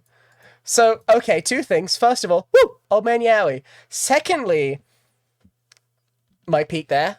Okay, interesting. Actually interesting.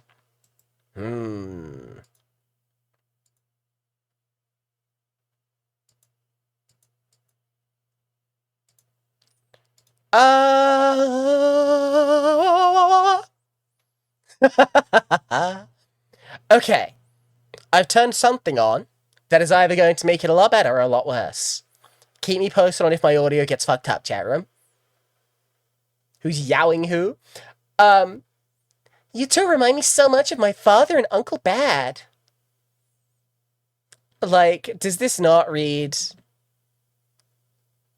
a lot like Detective Bad and, like, Mr. Faraday were kissing with tongue? I'm just saying. I'm just saying. Are Miles and Gumshoe kissing with tongue? I think so, yes. At least they did before this game. Like, this game I think they still might, but I want Gumshoe to get out of that relationship. But I know he gets better later, but oh boy. What do you mean? As prosecutor and detective, your dynamic is just like theirs back in the day. Well, don't you worry. I'm gonna find my own wonderful partner someday. And when I do, I'm gonna become a good Yaragarasu. Just like my father, right? Hold it! Please don't ask me questions which I have no answers to, okay? However, I can say that it is truly wonderful as a thing to find a partner you can trust. You bet! So what now, Mr. Edgeworth? Well, I'd like to ask you for a favor. Yeah? Yeah? That gadget, Mr. Thief, is it? That thing you call your secret weapon? Oh, you mean Little Thief? You're coming to rely on it, aren't you? I don't need a crutch like that. I'm only asking because I need it for an investigation.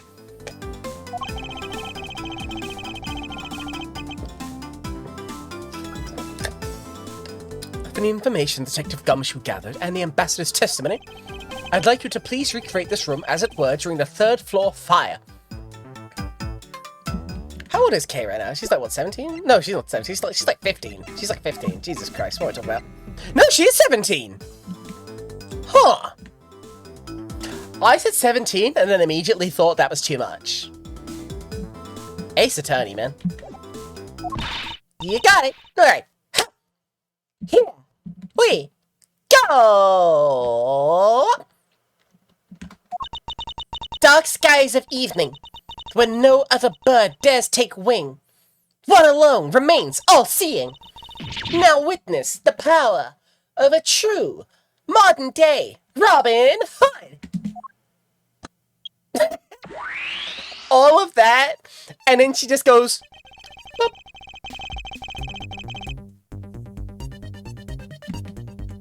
It seems there are other things besides what the ambassador mentioned that have changed.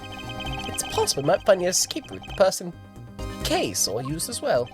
Oh, what is this? Is this some sort of light show I wasn't told about? Oh yeah, Ace Attorney's just like this. Like, hang on, Mark. How much do you know about the mainline games with Phoenix Wright? Because, like, you know that he, like, just uses magic, right?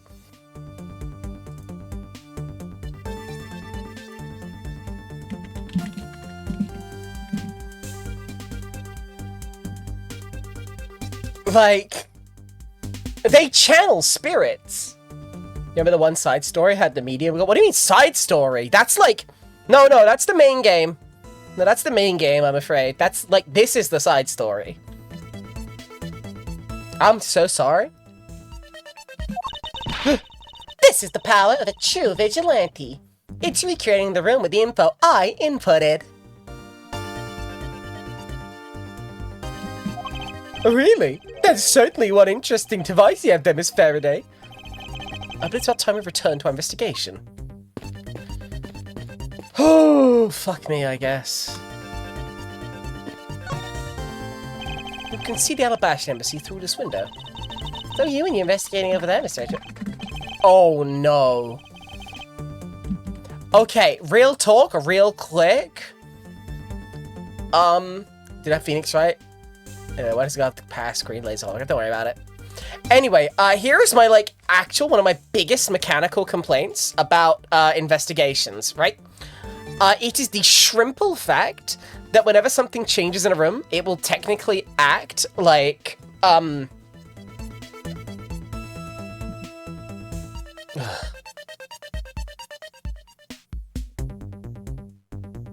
It is the fact that, like, shrimp, true. Yeah, like, that I am being told that this isn't information I've gotten, like I'm expecting to see new evidence, when there is no new evidence. I don't like that.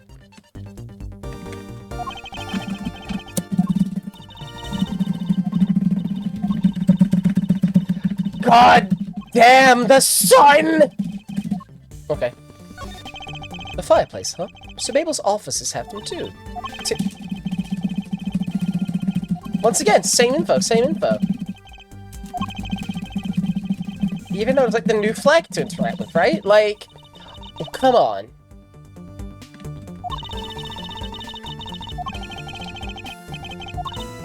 Like, this sucks. I mean it. Because I want to check this new flag. That looks like a very comfortable chair. Like, I shouldn't have fallen for it the third time. I shouldn't have fallen for it the third time. Oh my god!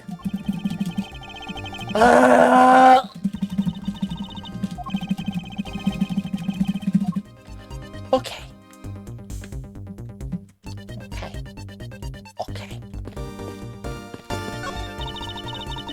So Mabel is really into pushing the tourism industry, huh? Yes, it would appear that way. You know, I really love to take a trip. Hey, why don't we take one after this case? Do you already have a destination in mind? Well, ideally I'd like to go someplace where I can continue my thief training. If you want to learn the fine art of stealth, perhaps you should visit the studio where they make the Jammin' Ninja TV show. Hey, that's actually a really great idea, Mr. Edgeworth! I can't believe she took me seriously.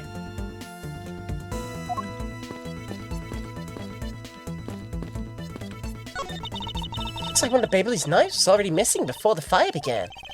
So it would seem. Especially since the other two knives' handles were burned away. The remaining handle was swapped out with the handle from the real murder weapon. Babel's national treasure was stolen. Poor Babel, don't you think? I'm not sure I would lump the replica statue in with the rest of Babel's woes. These must have been the large green flames Ambassador Plano saw. With flames like these, it's no wonder he couldn't get in. Okay, by the time you came to this room, had the fire already been put out? Yeah, the fire died out or something by that time. Then this fire in here only burned from the time the fire started on the 3rd floor. Until the Yatagarasu appeared and caused a stir in Babel, I suppose. I guess Mr. Plano was just lucky enough to run into this fire as it was burning, huh? Yes, you could put it that way. And since you were the first to discover the body, you can assume that no one else entered the room until that time. No one other than the person you were chasing, of course. I knew it! The person I saw was definitely up to no good. I mean, that person could even be Mr. Cochin's killer. That is very likely to be the case. Very likely indeed.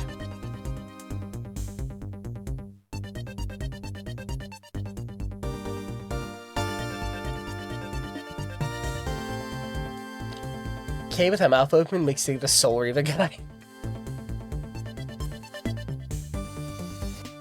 She really said, you know?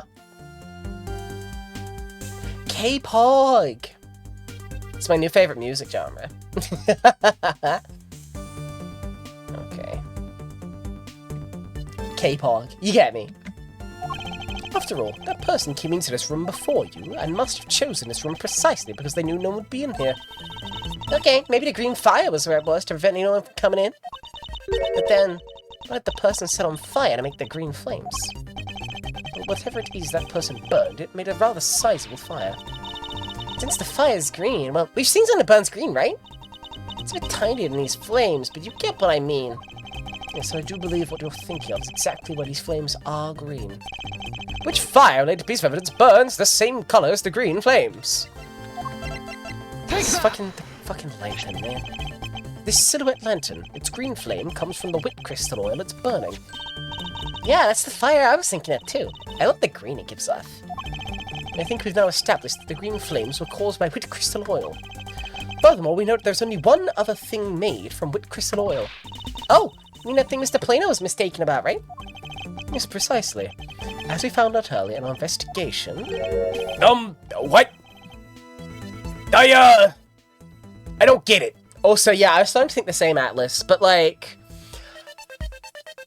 that feels off. Because these are pamphlets they, like, mass-produce. And, like... they mention that they don't export much of this ink. It doesn't feel right, does it?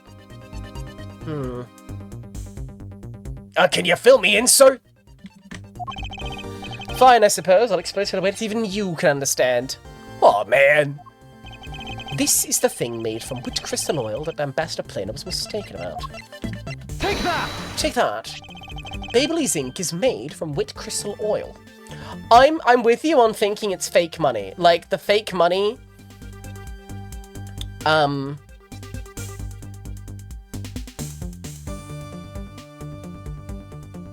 the fake money is definitely, like, on my mind. Oh, so it should burn the same color as the flames in the lantern, right? Yes, precisely. However, the green flames in this room were not from a bottle of Babyliss ink. Because we found the ink Mr. Cochin used on his desk, right? Yes, however, we know that Mr. Cochin was smuggling the ink in massive quantities. What do you suppose he made using all that ink? Ah, here we go. I believe what he made with that ink is the answer to what gave birth to the green flames. Oh yeah, I'm beginning to really feel the energy coming off you, Mr. Edgeworth. You're kind of glowing. You're kind of slay. It would appear that I've finally found it. The smuggling ring's real goal. Made of Babyliss ink, this is the source of the green flames. Oh shit. Counterfeit bills.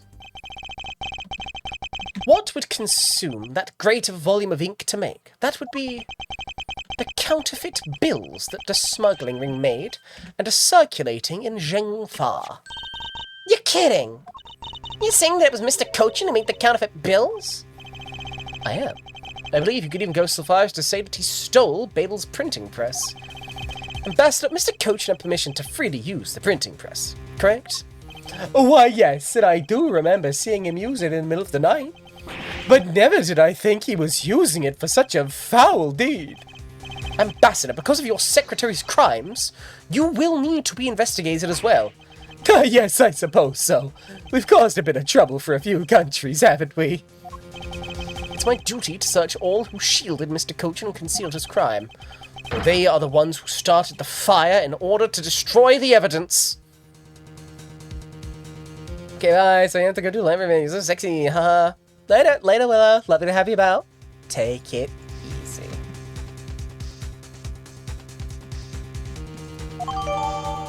It burned up. This grandfather clock. It was apparently in a different position before the fire. According to staff members, the clock was flush against the... According to staff members, the clock was flush against the wall before the fire, sir. Which means that most likely it was moved by someone during the fire. Speaking of which, it's totally 11 o'clock now, but I don't hear any chiming. Huh? That's odd. It was still chiming right on the dot of every hour this morning. Maybe the fire damaged its internal mechanisms or something. Master Plano, will you take a look inside that clock? Sure. Go right on ahead. Detective Gumshoe, if you could please inspect the inside of this clock. Yes, sir, I'm on it. My sergeant, I found this inside, sir. It looks like a length of wire. This is what caused the clock to stop chiming. But what was a long length of wire doing inside this clock in the first place?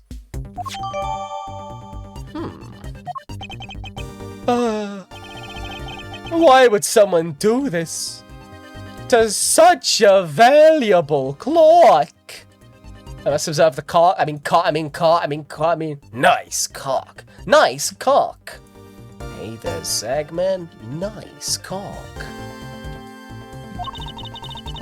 Sounds like it wasn't Mr. Plano that put the wire in there. Then perhaps it was Mr. Cochin's killer who did. Still nothing?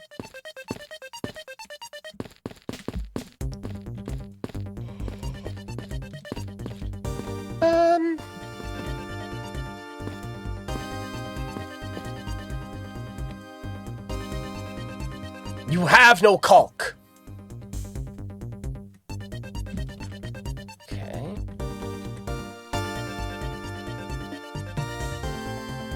Okay, Gummy, what you got? Detective, you took part in the initial Babel investigation, correct? Yup, sure did. I also helped put out both fires, sir.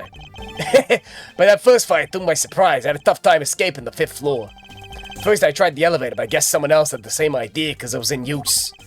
If I didn't remember to use the stairs at that point, I'd have been burnt to a crisp. Wait, that's odd.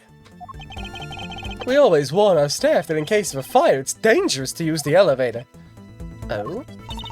Maybe someone wrote in it in a fit of panic. Detective, did you see the Yatagarasu when it came to Mabley's embassy at all? I didn't... personally?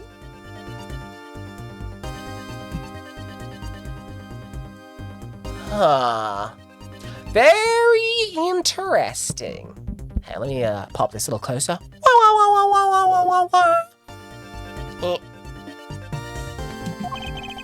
Then the other staff members told me they never got a good look at the person either, sir. I wonder if you could tell me a bit more about what you discovered, Detective. During the fire? The second fire broke out around the time the Yatagarasu was spotted in the Isle of Past. That's also when a suspicious person was spotted in Babel, which caused some panic. So no one was able to get a good look at this Yatagarasu that entered Babel? Yeah, all they saw was a mysterious person wearing a long coat. But that's not enough to make a positive ID, you know? Still, it was enough to make the people who received the calling card panic even more. The person in a long coat sounds like the exact same person I saw. The Yatagarasu that appeared in Alabast was proven to be just a fabrication, a shadow. In light of that fact, the Yatagarasu that appeared in Babel is also suspect. You can't be serious! No one with this close to capturing the fake. I mean, Callisto, you! So the Yatagarasu appeared, caused mass confusion, killed Mr. Cochin, and then disappeared. Huh. As a great kitsune has been known to say, humma humma humma humma. Humma humma humma. What did you see? By the way, Detective, why did you not chase after the Yatagarasu? I did, but well... This embassy is huge, sir. It's huge. I'm telling yous. Downright ridiculous.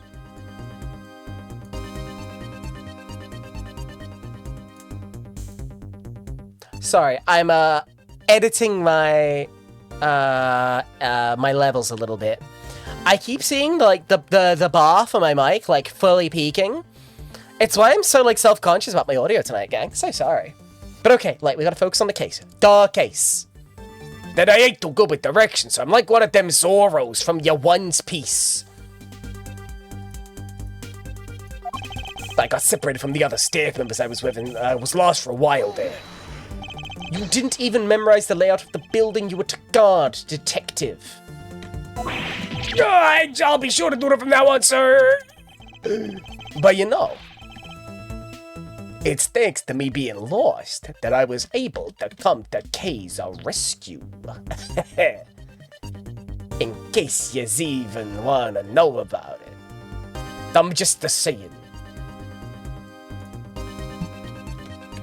okay. Oh, is that a fact? Yeah. But when I was lost and went around the 3rd floor hallway, sir. When I heard a scream, I headed towards it right away. Well, that's probably from when I found Mr. Cochin's body. Yeah, I thought it sounded like her, so I got real worried and ran as fast as I could. And it was thanks to Gummy that Shi-Na wasn't able to take me away. Hell yeah. He covered for me until you got him, Mr. Edgeworth. Oh, I see. So he can be useful once in a blue moon. Mean to him. Still, it's too bad that Agent Shi-Na got here before I did. Wonder where Agent Shi-Na was before you found her here. Well, just before I got to this room, I saw it coming out the room next door. Hey! What the fuck are you doing in here? Oi oi! The fuck you up to, my love? That's pretty sus-a-samogus.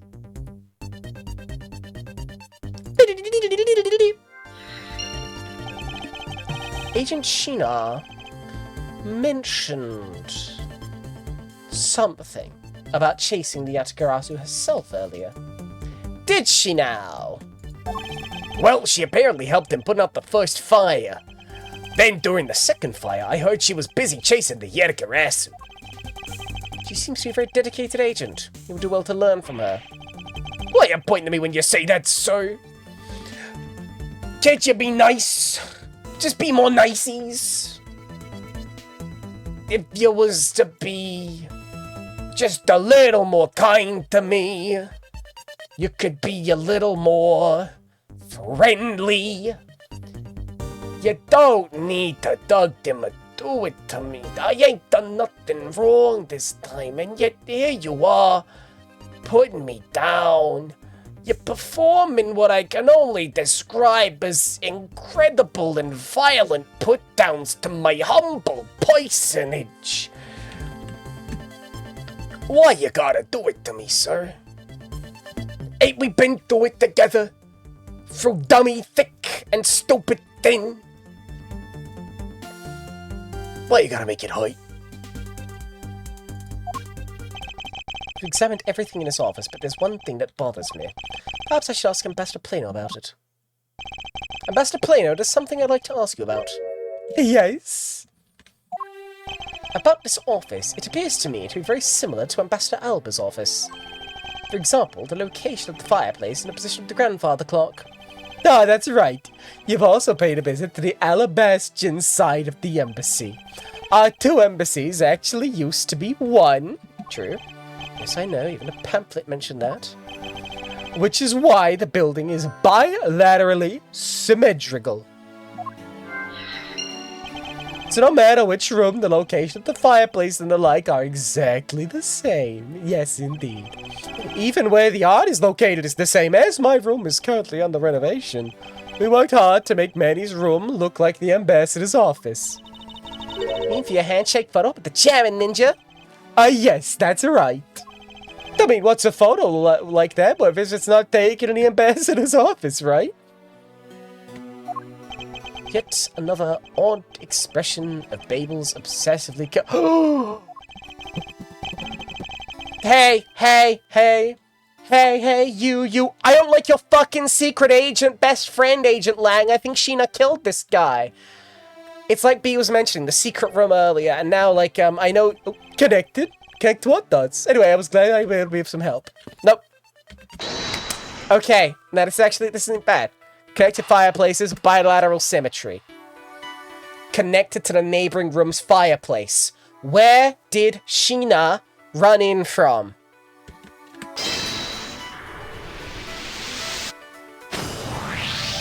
The alabaster and Babyliss sides of the building are symmetrical to each other.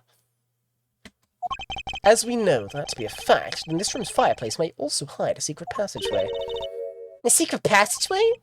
In alabaster, the fireplace turned out to have a revolving back wall. A revolving back wall? Sounds like something out of a ninja house. Wow! There was a trick like that built into the fireplace, sir? What? This embassy holds that kind of a secret? Seems to be a lot about this room you don't know about, Ambassador. I guess it's time to pay the bill for letting Manny do so much work for me. Please, I really want to know about the real Manny and what you know about this room. What are you waiting for, Mr. Edgeworth? Let's get to the bottom of this. Agreed. My first thought is it's likely to kill a used revolving fireplace. It looks like just another fireplace, though, doesn't it? Sorry, it looks like just another fireplace, though, doesn't it? So how do you turn it again? In alabaster, I had to push where the X was on the far wall of the fireplace. No! I see an X right at the back there, sir! Let's see what happens when I push it! Ah, you scared me, sir! There's something about this fireplace that lies in contradiction to the facts. Huh? We found an X where you thought there'd be one, right? We did. But that's not what I was referring to. Something's missing from this scene. What does this contradiction mean for us? If we push this X mark, the fireplace wall should turn. The revolving fireplace wall. That's neat, sir. We should hurry up and... Wait, Detective, there's something we need to examine about this first. Besides which, there's also something I'd like to test. Like what, sir? I'll tell you later, Detective. For now, let's continue with the investigation. All I see inside this fireplace is starter wood. Oh! Huh? That's odd. Doesn't match up with what Mr. Plano said earlier. What's the meaning of this contradiction? Yeah, wait, no, hold up. I can deduce here. Oh, I think you'll find I'm getting close to a real revelation. I can feel the creases of my cortex, the bumps of my brain, the wrinkles in my repository of knowledge. I think, well, oh, Eureka! Fucking, I hate this little fucking sailor boy, like, oh, you wouldn't believe it, the leaps and bounds my logic's taken, oh my, oh me! Could you believe it, everybody? Could you even begin to believe it? Oh, I'm such a clever boy. Oh my, oh me, oh my! Ugh. Jimmy Neutron Brain Blast, motherfucker! Oh shit, 1 second. Yes, you said today that you burned some old files in this fireplace today, correct? Yes, I burned quite a few files this morning, actually. And after you did, you forgot to clean out the ashes from the fireplace, correct? That's right, but why are you asking? And why are you making such a scary face? I'm sorry, I admit I'm a bit intimidating when I'm serious. In any case... You look like you weigh 100 pounds soaking wet, Edgeworth. I feel like... No! Don't put me in a headlock! I'm the law in this town, you know! You can't do this to me! I'm the Steel Samurai's strongest little soldier! I'll have you beheaded for this! Looking ass. But he has a mean tongue. I'm sure he does. Good look at this fireplace and tell me what you find out about it. Let's see. Oh! Where did all the ashes go? What's the meaning of this, Mr. Edgeworth? You don't really think that Master Polino is lying, do you? No, there's no reason for him to lie. And I don't believe his testimony is wrong, either. It is the fireplace that's causing the contradiction. Okay, I wonder if you might update the fireplace date for me. You got it! I'll add in the ashes from the burnt files and... Sounds like we pretty much figured everything out now, huh? Well, it was nothing. All I did was follow where our leads led us. I sense it coming on. You're about to dazzle us again, right? Oh, you mean that? Well, oh, that's what I fell in love with him for. He's such an amazing fella. Such a great guy. Ah. Ah.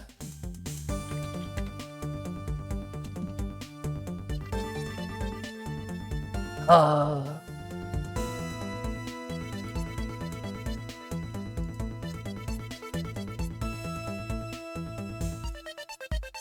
Alright.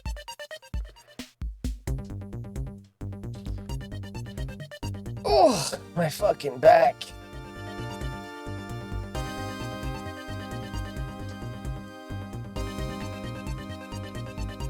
He can brain you like no one's business. There is really no need for you two to dance around the name of what I'm about to do.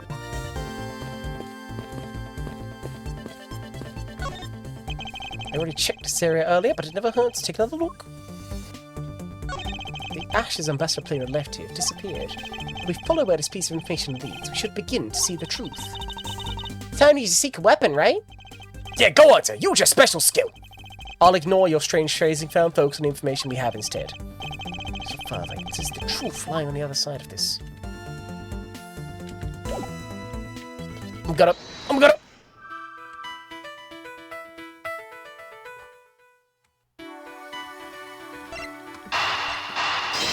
Get brained on. The reason as to why the ashes are missing is simple. It's not because someone cleaned them up, right? No. Because even if someone did sweep them up, the fireplace is too clean for that.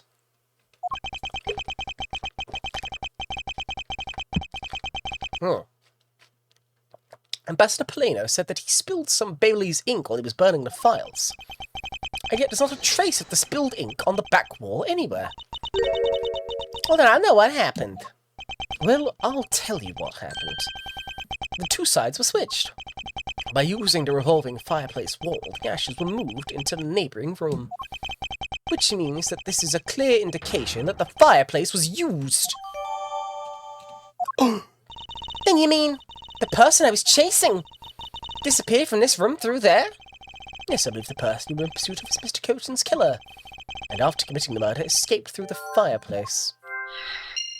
It was fucking Shi-Na. Oh, Mr. Edgeworth, you figured out the killer's escape route. I have, but this is only the beginning. You have to chase to kill it down. Get her ass! If the killer used the fireplace in this room to escape into the next, then it's only logical for us to talk with the person who was in the neighbouring room. Well, the person that was in the next room was... Oh, it was that person, sir? Jackie, how you been? I've been A-OK. This case is dragging. But I gotta be so frank. I'm so locked in. I'm not even doing the ad breaks this time.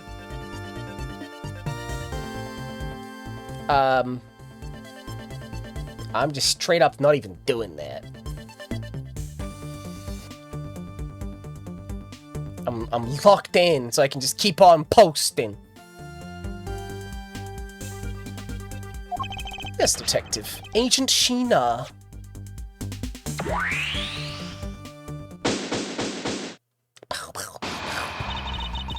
Looking a little more like Miss Shi-Na is the killer, isn't it? Let's not jump to conclusions yet. We need to go through what we know so far. She came running straight into this room from the next one and instantly accused you. Furthermore, she claimed that it could only have been you that killed Mr. Cochin. I don't have any proof yet, but I know she's hiding something from us. Okay then, let me go ask Miss Shi-Na herself. No, not yet. There's something that needs to be done first. Detective Gumshoe? Sir, is it my turn to do something, Mr. Edgeworth? Yes, I have a two-part special assignment for you. First, I need you to run a handwriting analysis on Damask 2's note. Okay, I'll get the lab boys on that one right away. Second, I want you to see if you can fit through the revolving fireplace wall. Right now, sir. Go on. Crawl.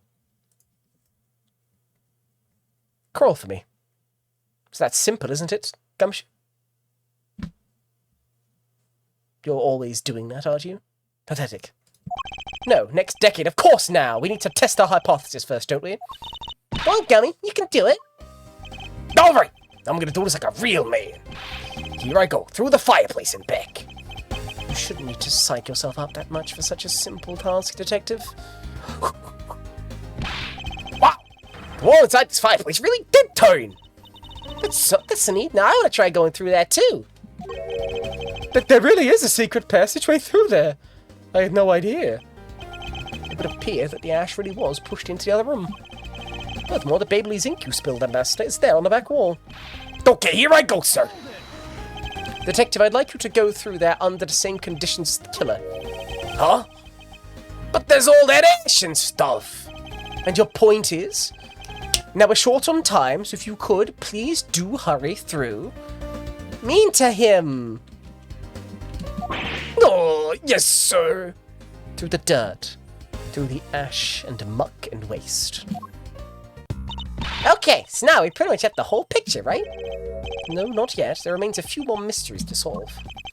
Such as Yetagarasu's whereabouts, the other smuggling ring members, the 2 weapons that made it across the border, the key Ms. Yu stole 7 years ago. In fact, we still haven't figured out a thing regarding how Ms. Yu is related to these embassies. Mr. Edgeworth, a number of pieces connected in a very complicated way in this case. It's almost enough to make one completely mentally exhausted. Why don't you do it, Edgeworth? It's your theory, after all. Why would I do that? I have a service top to order around. Simple. What are you saying, Mr. Edgeworth? I thought you were the one who said that it's easy if you follow the leads. Was that supposed to be an impression of me, Kay? If it's info gathering you need, Gummy and I can help with that. Then all you have to do is show off your fancy schmancy logical deductions. Show off? Does it seem like I'm being boastful when I do that? Like a little. Like a lot, actually.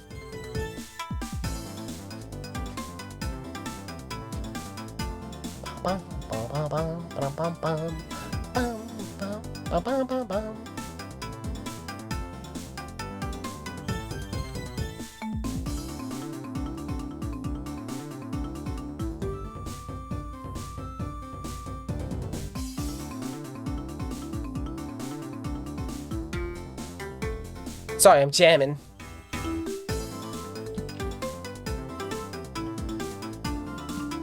I like Havim a lot.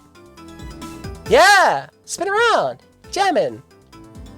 Y'all get me. Y'all fuckers get me. Rosebell? Who are these two? Yeah! She looks like she'd serve us a... That's... First of all, that's my daughter. Secondly, she's 17. Third of all, I meant Gumshoe! Oh, wait, as a top. Spit. I regret to give you a +1. As a top, like, spin. My morals mean I dislike administering this +2. Sorry, this +1. You don't get a +2 for this. I ain't happy. You get it. So I was talking about Fran? Mother, you need to teach me rapid. Yippee! You don't get rid of hazards! You set up when someone else is setting hazards to explode them and sweep their whole team. Let's not overcomplicate matters, okay, Mr. Edgeworth? We've been so focused, like laser. But Mother, I want to rotate. Then fucking, I don't know, rotate the whole world. Use Earthquake again. You use Earthquake and Scale Shot. So help me God. Anyway. Mother, when it's my turn to have fun. Alright, let's take an evil sip. Cows! Chalky milk, coffee, or cola? I'm indecisive, and the bearer of the channel points is allowed to make this decision. They give a shit. We take a fucking chug. Real talk, this stuff's so fucking good. Alright. Ah, my posture. Wow. I want to be support. All the Starmies and Tigekisses get to spin. Please, mother. Yippee, you are my darling frontliner.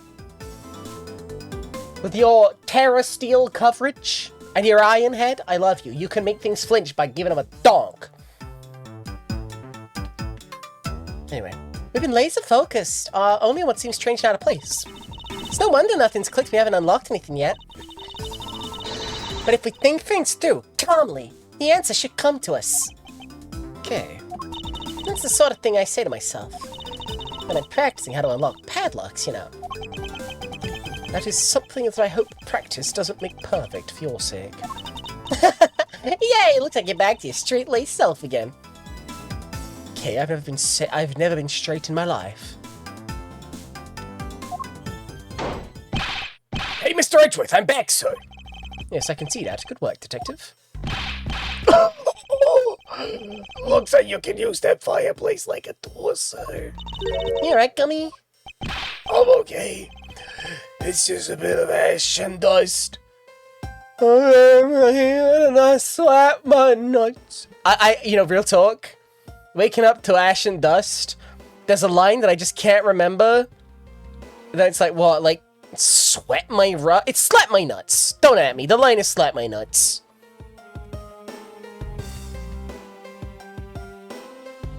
And I slap my nuts. Breathing in the chemicals. Your jacket has gotten quite filthy. I see the hem has practically turned black. Yeah, well, quite a bit of the unburned ink on it, sir. I see. Thank you, detective. You did a fine job. I'll even pay the cleaning bill for the trench coat. What? Oh, no, sir, I could never. This is just my old coat, sir. If it was a coat I actually cared about, then I'd get it clean, but, you know. I see. Very well then, as you wish. So I guess Gummy was able to climb through the fireplace, you know it could be used, right? Yes, but that's not all we learned. We actually learned one other important fact. And that is? We'll have to explain it to you later. Right now, we need to deal with the handwriting analysis. Detective Gumshoe? Yes, sir. I'll be back before you know it. The handwriting analysis on Mr. Cochin's handwriting will take a bit of time.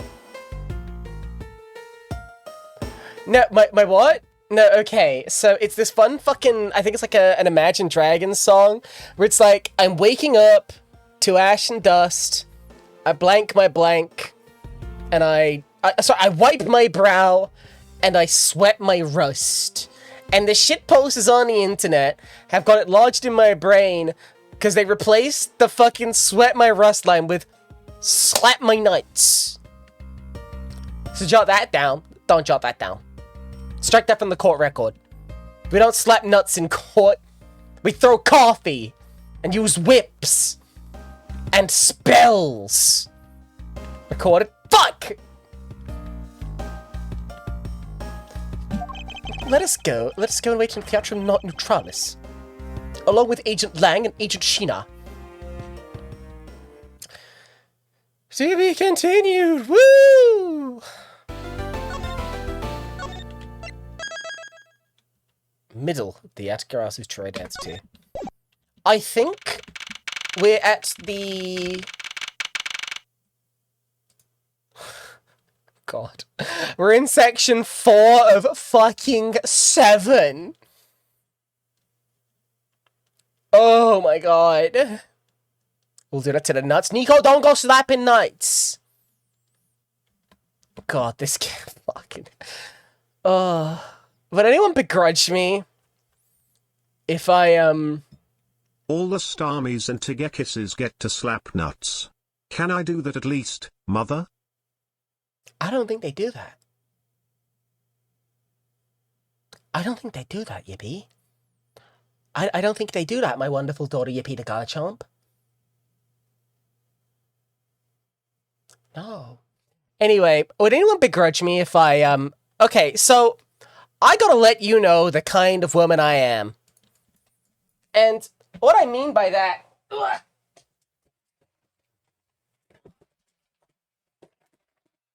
is by going through some of my things. Because you see, I've got my vanilla body spray, a belt, one for wearing, a belt, one for not wearing, makeup wipes, makeup bag. This is all in the same box, by the way, and you might be thinking, what the fuck do I mean by that? But amongst all the rest of this stuff, for some reason that I could not tell you for the fucking life of me,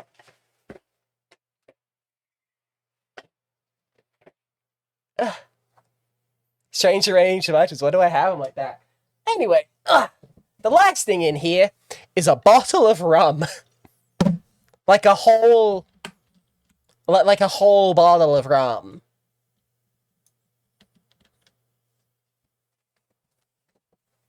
Now that is an evil sip. Now, I'm thinking,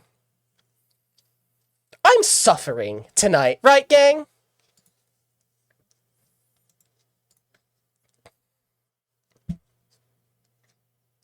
And I think that rum, belts, and vanilla smell, and my makeup. So you're playing chicken with the bot, see if you get timed out. You won't get timed out, but I think non-VIPs just can't post links up.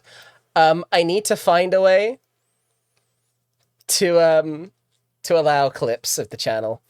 But anyway, so there's my makeup bag, a couple of belts, behave, and my cool transgender bracelet.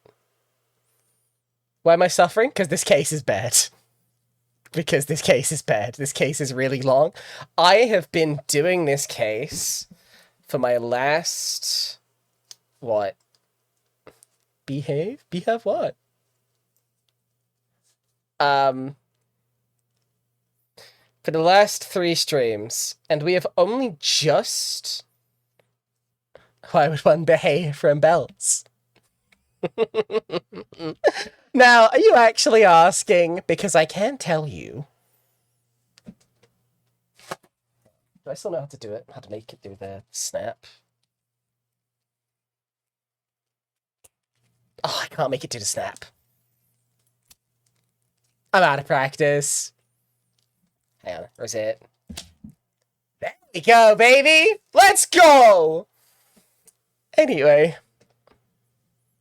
Belts can be used as a blunt force percussive object in order to encourage a amorous partner to behave. Smile. Anyway. So I'm retrieving my bottle of rum from my underbed box with my makeup and some of my other eclectic wares. Because frankly, I want to finish at least one more Tweak of shit. Yield and whips is where it's at. I don't need that much power. Also, whips are expensive. So where are they? Oh!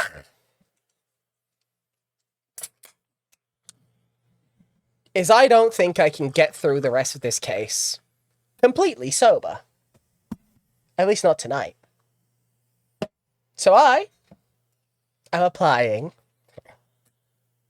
a little bit of rum to my coat. That was more than a little bit. Uh-oh. Incidentally, shout out to spiced rum. Best rum you can get. I like a spiced gold. Anyway. Not that expensive, to be fair. You know the one you use for dancing, so you know still hurt like a bitch. Can chat drink alongside me for solidarity? Yes, but I encourage my chat room at all times to drink responsibly and to make sure they take care of themselves. So jot that down.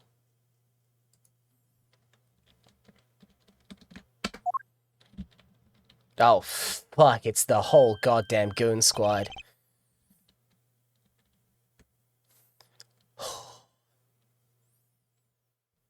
Drinking responsibly is a slob? Nah. Look, here's the thing, right? Drinking water is responsible? Yeah, I know! That's why I got my water bottle here! Come on. Get you a girl that does. Motherfucker.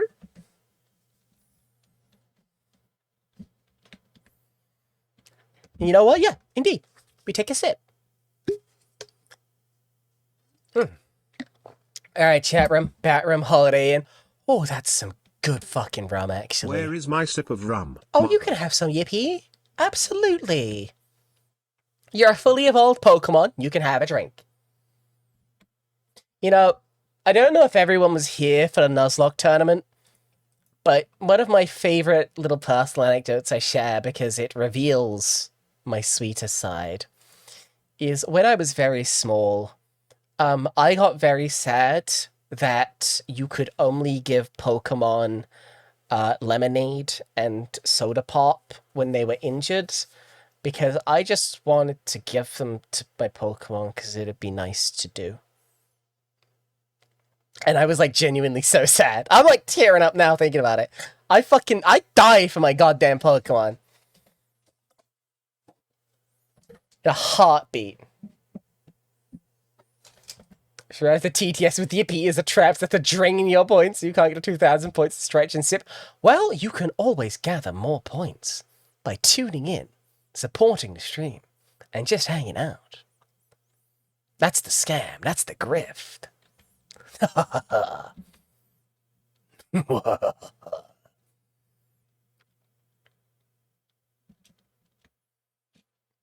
Or rob someone else's point balance. I need to find some things to do bets on. Anyway. Let's see if we get Lang's theme now, right? Yeah! Langzy says, "Little cubs, never did they know the real fury of the elder wolves." What the fuck are you on about, man? Like, what are you talking about? Right? What? These quotes are definitely becoming increasingly difficult to decipher. And what does that mean? It means that you'll never really know how angry I can get. Fuck ass sunglasses. Mr. Prosecutor. The counterfeit bills made by Babyliss Inc. They were all of Zheng Fa denominations. Yeah, so I heard from Miss Von Karma. But we don't know where the play money has gone. Well, we do know. It got burned. We must not have figured out that it was all burned yet. Never since those things showed up in circulation, my country's economy has taken a big hit. Zheng Fa is in financial chaos as we speak. Because we can't tell the difference between our own bills and the fakes. But it's not just the money. The citizens are also worried. I've staked the honor of the House of Lang on this, and I've come to this land to capture the mastermind behind this whole mess. I investigated how the bills were made and how the ink was smuggled into Zheng Fa. And I pursued the smuggling ring all the way here. But tonight, this is where the final chapter was written. Despite my frantic efforts to chase the smuggler down, someone got to him first. And now I'm called to return home without a single answer. Agent Lang, Don't start! It's not your fault. It's not anyone's fault, Mr. Prosecutor.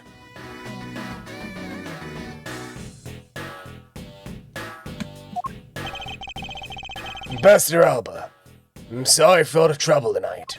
Oh, no. It was I who should apologize. It was all because I was not strong enough. If only I was able to think of a better solution. Yes. This guy's shaped, and I don't like it. Quercus, you fool! Catch your empty brain! Ha! You're being too hard on yourself, Ambassador. I take full responsibility for tonight. And a story. Shi-Na, let's go. Time to return to our den. I'm totally not involved in any of this shit. Quercus, confound you! Yeah, he's laying it on thick as tar. Laying it on real thick. Like whole milk. It's a fucking Dragon Ball GT bit. Add a little pepper.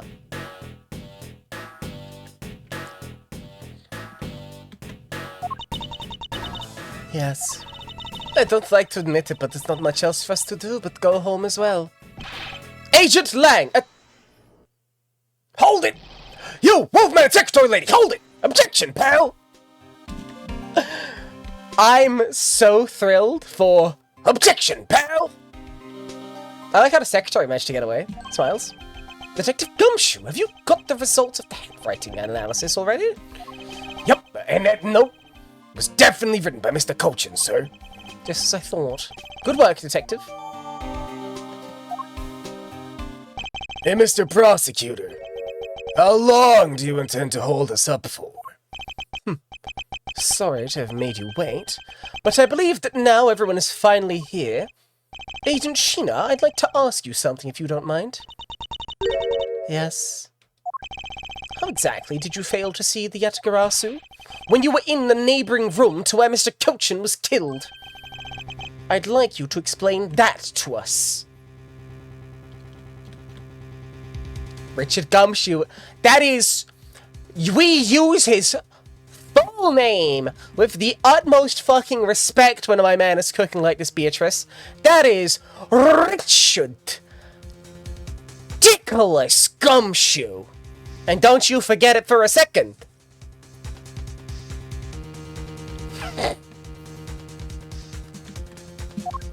What? Hey, Mr. Prosecutor. What are you doing asking her about something she didn't see? Agent Lang hasn't touched a babe investigation at all. So I suppose I need to explain a few things to him first. Miles Edgeworth, I can't begin to imagine what's going on in that head of yours. Ricardo Nicholas Gumshoe. That's pretty good.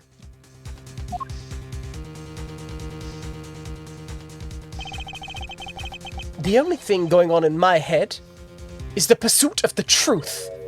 Oh, it sounds like you have some sort of plan. Very well. I'll supervise you until the end.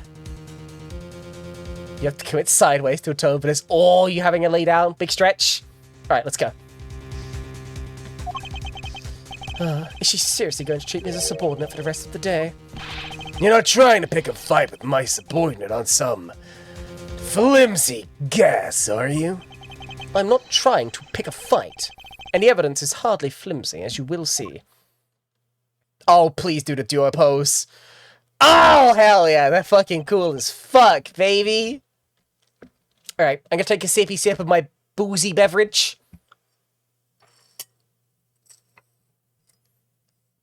Okay. We take a sip. I should have known that you and I are destined to fight it out to the very end.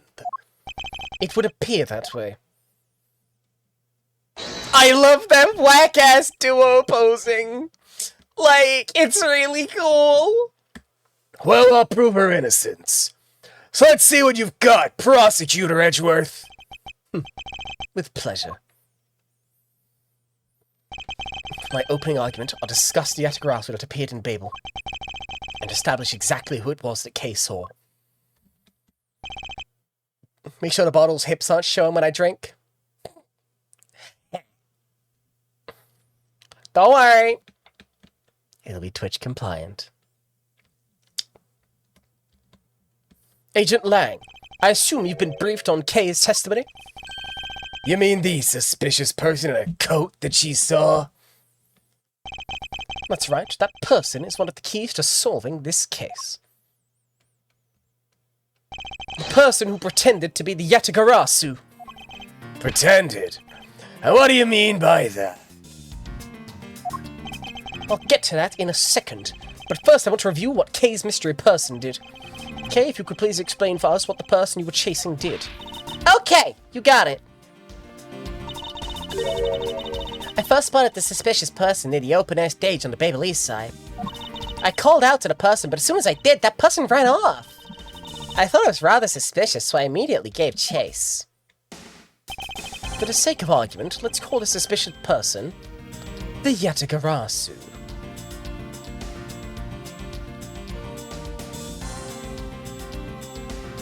Huh. Okay. See if you ever show what your hips are just gonna be a lightning scar. That's cool though!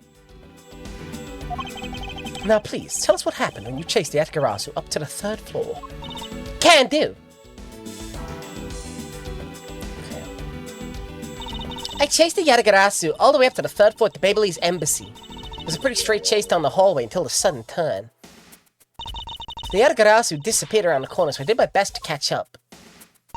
When I turned toward the corner, I saw the Yatagarasu run to Mr. Kochin's office.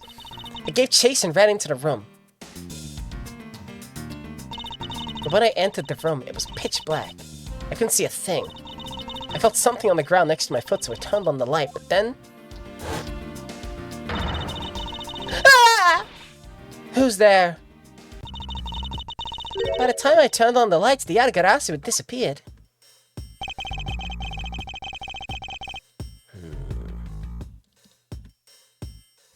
When Kay entered the room, the person she was chasing was already gone. Why do you suppose that was, Agent Lang? What do you mean, why do you suppose? Isn't it obvious? The person slipped out through the door behind a girl under the cover of darkness. Sorry, but I know for a fact that person didn't escape through that door. Oh? And how do you know that with such certainty? Well, that's easy. If the Yatagarasu had left through that door, they would have run right into this person. Well, would it have been Shi-Na, or would it have been fucking Richard Dickless Gumshoe? You feel me? Nah, they would have actually ran into Take that! Shi-Na. Your answer's Shi-Na. Yes, because let's consider what would have happened if the Yatagarasu had used the door. When Kay screamed upon discovering Mr. Kochin's body, the Yatagarasu would have run right into Agent Shi-Na, who was in the next room over. Agent Shi-Na, would you mind telling us if you saw the suspicious person in question? No, I didn't see anyone. You see, therefore the Yatagarasu could not have escaped through the door. It just means that the creep slipped out before Shi-Na made it into the hallway. I doubt that, as there was another person in that hallway, a certain detective. Detective Gumshoe, where were you exactly at that time?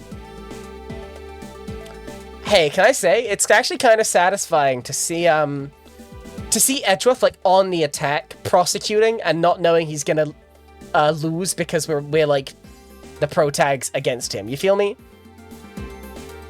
The man's deserves to go off. You dug them a dig me.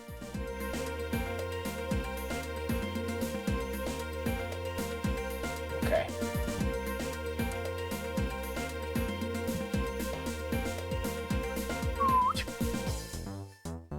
Let's go. He has actual evidence. Yeah, right? But me, sir? Well, when I heard Kay scream, I ran towards Mr. Coach's office from the opposite direction of Agent Shi-Na, sir. So, Agent Lang, can you explain how someone could have eluded both of them? Even you must concede that under these circumstances, the door was not a viable route. Way to go, Mr. Edgeworth! You nailed him with just an explanation of what happened. Yes, I've eliminated one of the possible escape routes from that room. But this is far from over.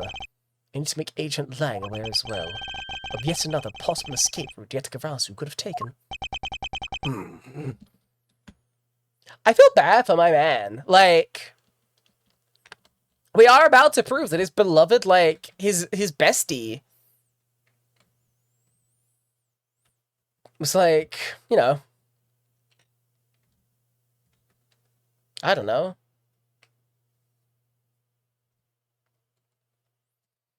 Like, is definitely going to have Doug Dimmer done it, you know? This shit's sad. This shit's straight sad.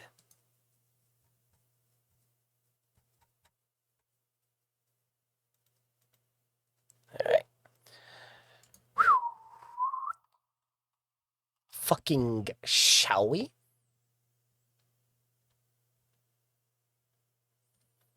Ugh. Ugh. We're not even at hour 3, and I can feel the fatigue setting in. But I told you, chat room, we are going for like 5 hours tonight.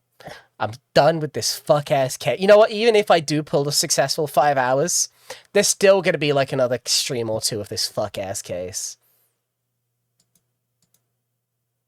Ain't that about a bitch?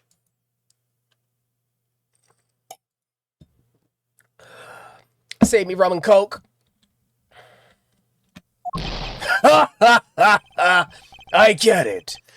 So that's what you were trying to show me. Hey, Mr. Prosecutor, let me guess. This is what you're trying to say, right? Because the door was not a viable escape route, then there must have been a way out. Precisely. Hey, Mr. Edgeworth! It's time to bust out with our revolving fireplace wall explanation, right?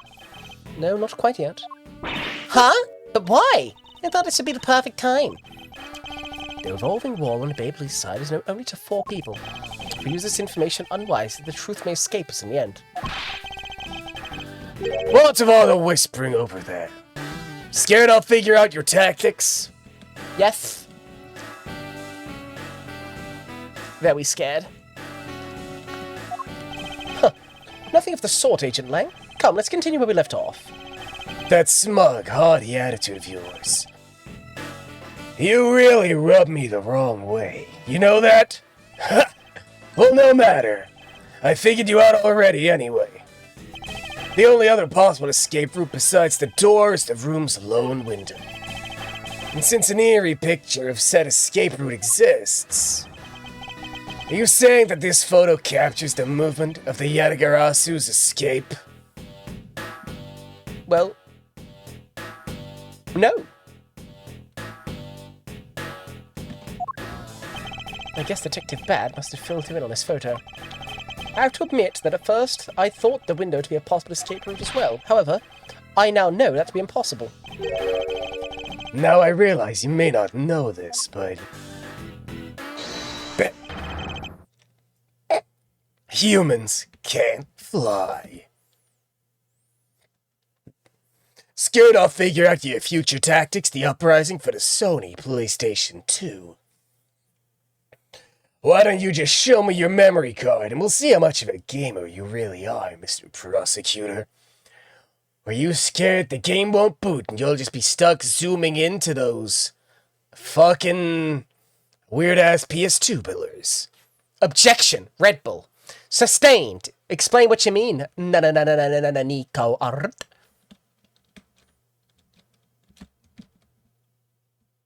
This man hasn't seen those swag-ass girl suits. Yo, another evil sip. This one, it's gonna be my rum and coke. I'm deciding it. Fuck you. While I'm taking a sip, EXE, why? What about rum and coffee? Not a bad shout, but I'm not gonna put booze in both my drinks. Of course I know that! That's bloody common sense! Okay. Did y'all Red Bull? Oh, yeah! Objection. Yeah, the Atagarasu clearly took a Red Bull. Shit, you're right. So, this kind of statement is why I'm really baffled that in all the dubs and all the audio clips, Edgeworth is like a, oh, well, yes, hello, it's me, an American lawyer, Miles Edgeworth. I'm going to use my credit card. I'm going to drive up here in my red Lamborghini car. When he's saying shit like, that's bloody common sense! That's some shit you only say if you're from this hellacious island. So, jot that down.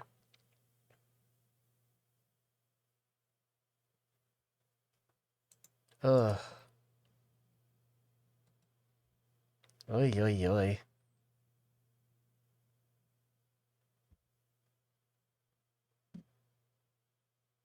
Let's see.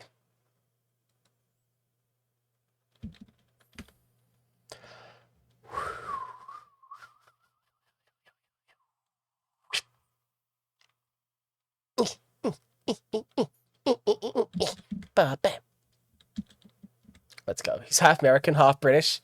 He speaks the... Ow! EXE, why? Another one? Is that because I was spacing out? Also, hey, Sidani, lovely to see you. Hope you had a good stream today with your Dog Island. We're about to accuse Shi-Na of being a moiderer. Besides, I never said I thought the photo to be the Yatagarasu's escape route. I suppose not. Alright then, explain yourself. The shadow in this photo is not the Yatagarasu that Kay was chasing after. You can say whatever you'd like in whatever language you want. But there's only one language I really understand. The language of evidence. It's called Benjamin Hunter. Huh. The Dog Island. We have Lego dogs on Dog Island. Was it on-screen death on Dog Island? The fuck is that video game? God damn. Alright. Focus. Oh yeah, Sidani, just so you know, you can see I've been streaming for coming up to 3 hours. I'm intending on going minimum 5. I'm trying to put some real fucking moxie into this case tonight so I can get through a lot of this shit. We are barely halfway through today. So, shall we?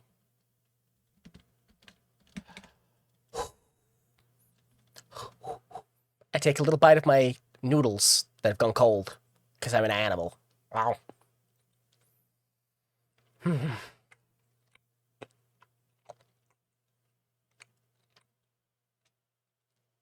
We lock in. Very well then. I present to you proof that the person Kay saw is not the same as the one in this photo. Oh, shit. Yeah, it's after the fire. After the first fire, right? Let me explain to you precisely why the shadow in this photo is not the Yatagarasu Kay saw. Eating cold? Nah, that's devious. Look, it's because I made a really big bowl of noodles earlier, and it gone cold.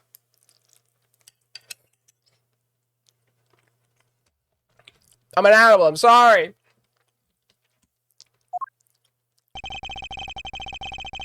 Kay spotted the Yatagarasu heading for the 3rd floor during the 2nd fire.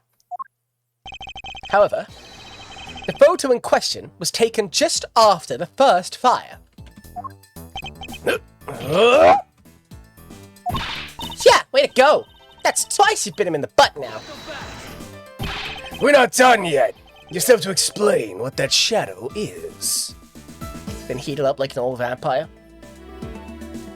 But then I had to go downstairs. And how the Yatagarasu escaped. I don't suppose you can answer both, can you? Regarding the photo, I admit that we don't understand what it means quite yet. Ha! As I thought. However, the Yatagarasu's escape route? Now that, I can answer. You can? Well then, Mr. Prosecutor. Go on. Enlighten me. Hold it! Even if I explain it, you'll try to find some flaw with what I have to say. You were busy heading up the Alabastion investigation, correct? In that case, I doubt you'd have much knowledge about the Babyliss side of the case. Would it be best if the lead on that side, Agent Shi-Na, explained in my stead? Shi-Na is my subordinate. Stick up for her. How can I look her in the eyes and call myself her boss? Huh. Lang, it's alright. They can take care of him. Shi-Na! You've shielded me a lot as my boss. But it's time for me to prove my worth.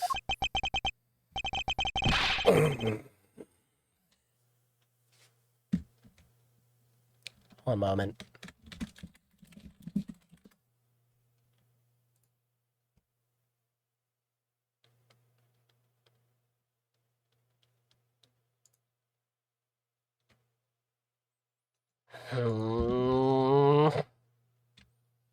Something about this has a tang, and I can't quite put my finger on it yet.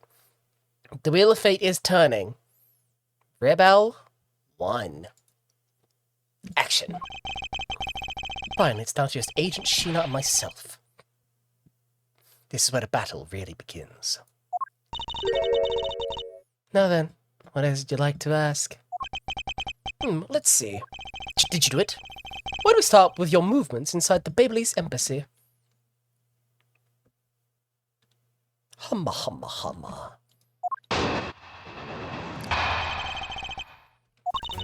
During the first Babyliss fire, I assisted in putting out the fire. Okay. During the second fire, I was searching for the Yatagarasu that had appeared in Babel.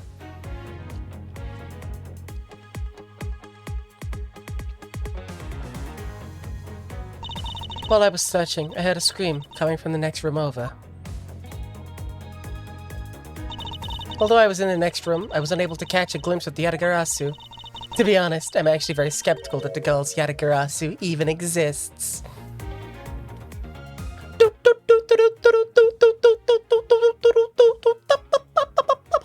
Sorry, I really love these like themes.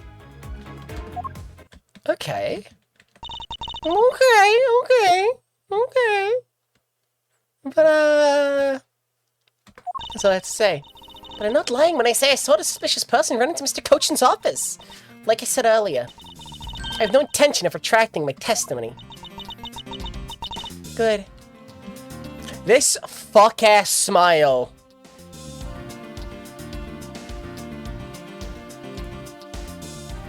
This has notes to it. It smacks a little bit of something. Feelings on the fuck-ass smile? Something's off.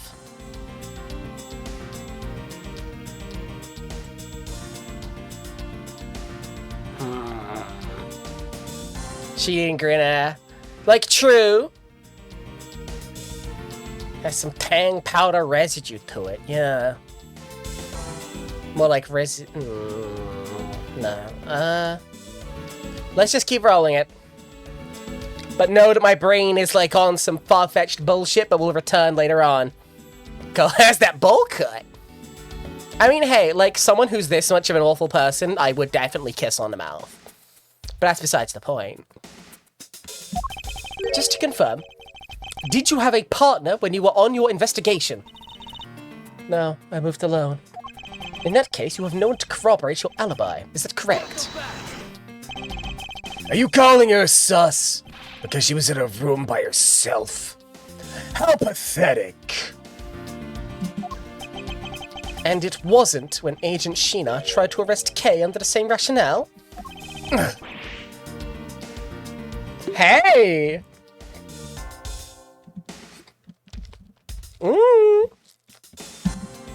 Isn't it satisfying seeing Edgeworth get to, like, prosecute? I really do love it. Okay. Come on, Miles! Why is Link cucking her mom? What the fuck, Bryce? You trying to save her? And how about when you accuse Larry because he was the weapons owner? Not that it's unexpected for that useless lump to get in such a situation. Although, I suppose it's never a good idea to let mistakes go uncorrected. I will make no excuse for what I did in that situation. Then you should apologize right now for making Kay out to be the killer, pal. I'm sorry. Shi-Na, apologize. I'm sorry. She ain't sorry. She ain't sorry about shit! She ain't sorry about shit. You see that in her fucking eyes? No, you don't. She got them shifty-ass shades on. Look at that smile. She ain't sorry about shit. It's really okay. I mean, I'm not under suspicion anymore. Right, Mr. Edgeworth? Huh. Well, I never doubted you. Not for 1 second. And the same goes for me. I believe in Shi-Na. If she starts doing a lipstick, she's cooked. Hey, that's what I was thinking.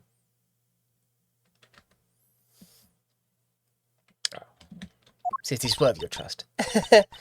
This promises to be interesting.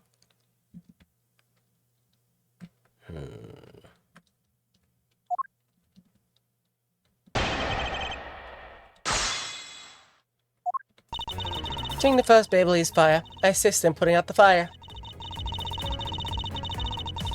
Second fire, she was helping.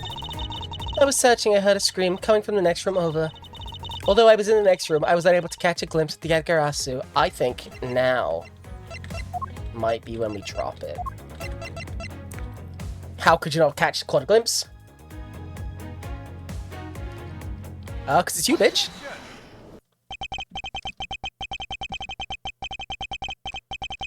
One moment. Take a sip.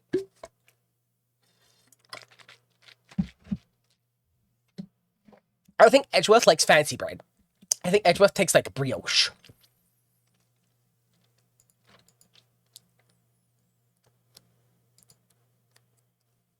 Croissant. You can't get me croissant posting. Being in the room next to Mr. Cochin's office is the problem of your testimony. Not so fast!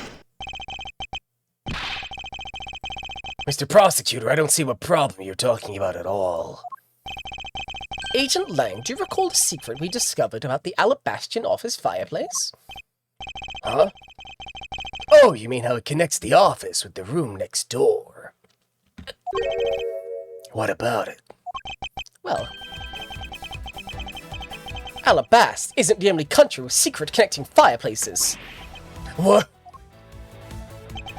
The fireplace in Mr. Cochin's office holds the exact same secret. What? What?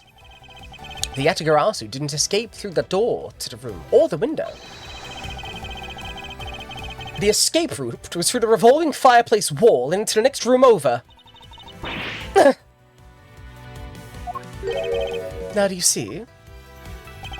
If the Yatagarasu escaped into the next room, then the thief would have run straight into Agent Shi-Na. Meaning that it's impossible for her to have missed the Yatagarasu.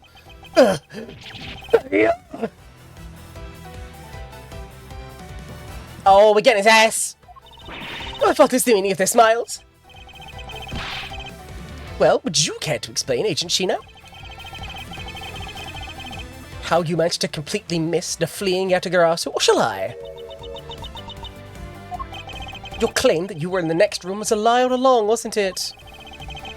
The truth is, you were the one Kay saw in the coat, pretending to be the Yatagarasu, and you were the one she chased after. As you tried to lose her, you ran into Mr. Cochin's office and headed for the fireplace. Then you shed your coat in the next room, leaving it there to emerge as Agent Shi-Na. After that, you came back around to place Kay under arrest. Does that sound about right? If not, then speak now or forever hold your peace. How dare you make Kay look like the bad guy when you're the suspicious one, pal?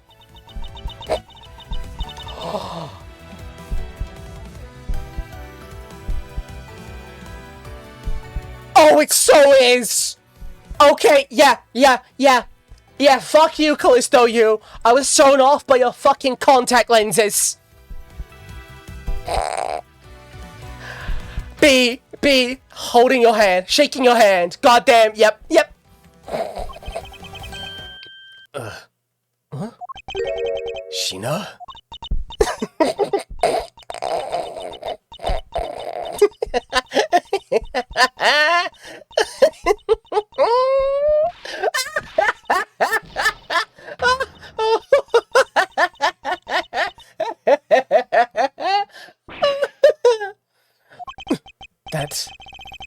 That laugh.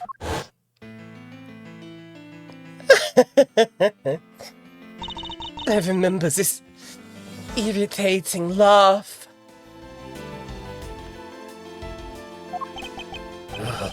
I'm getting chills down my spine.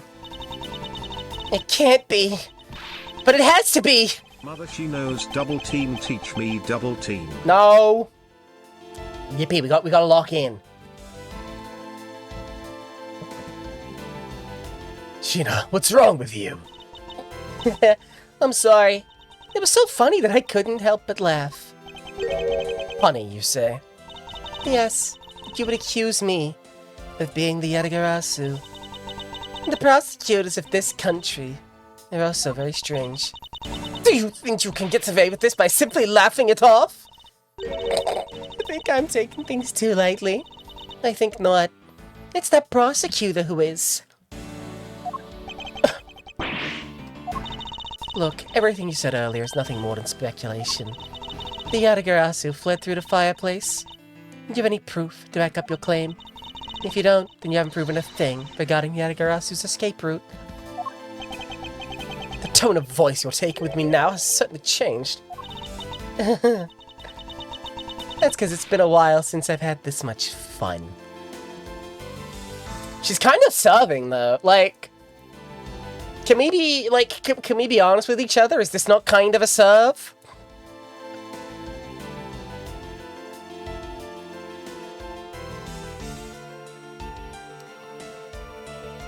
She's sick with it, right?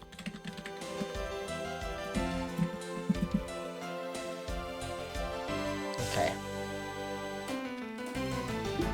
Boom, boom, boom.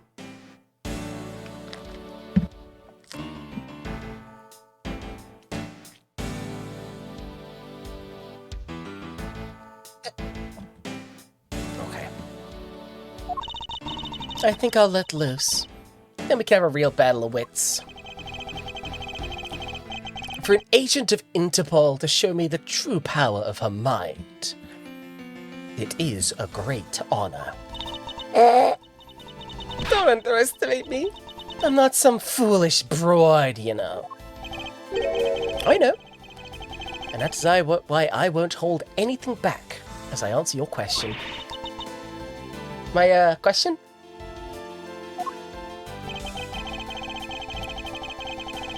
It was your proof that the fireplace wall was used recently. Take that! I'm sorry, but is this really your honest answer to my question? Yes. According to Ambassador Plano's testimony, he said that he was burning some documents in the fireplace with Mr. Cochin. Oh. The ashes of what they burned were left in the fireplace, so they should have been there. However, when we went to investigate the room, the ashes weren't there. Why is that a problem? Maybe someone cleaned them up? Unfortunately for you, Ambassador Plano said that he forgot to. And so the question remains, why were the ashes missing? The answer's too simple. And also, like... Okay, way more precise answer.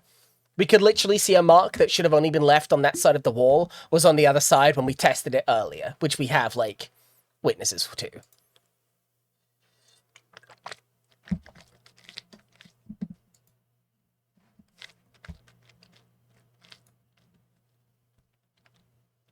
Just saying.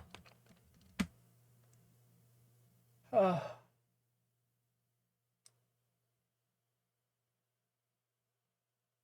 sorry, one sec. Stuck my teeth. Yeah. Ah.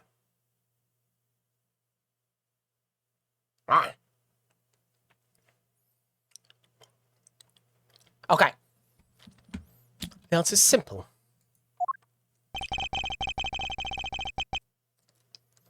When the Yatagarasu went through the fireplace wall, the ashes were pushed into the next room by the wall as well. The movement of the ashes that were in Mr. Cochin's office is my proof.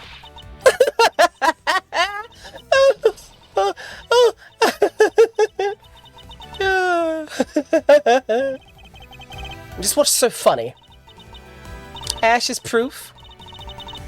Are you even allowed to submit such flaky evidence in court? You still wish to fight us? Of course, why wouldn't I? In that case, let's hear your counter-argument. My counter-argument, huh? This really is just like being in court. Well, to me, we're simply continuing from where we left off all those years ago. I have no idea what you're talking about. Doesn't matter when we're at a crime scene or at a court. Let's finish this here and now. I suppose. Had a lot of fun today. But I grow weary of this game of cat and mouse. Meets the last testament and wrap this absurd case up once and for all.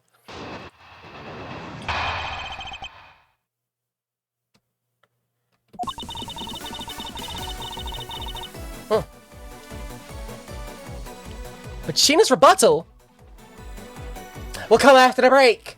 I need to stand up and stretch my legs. See you in 3 minutes, chat room, bat room, Holiday Inn. You can jam until then, because we're going to go on for another 2 hours. Go get a snack, go get a food, go take your meds, go clean your glasses, go do fucking anything, but just sit and watch ads. 3 minutes.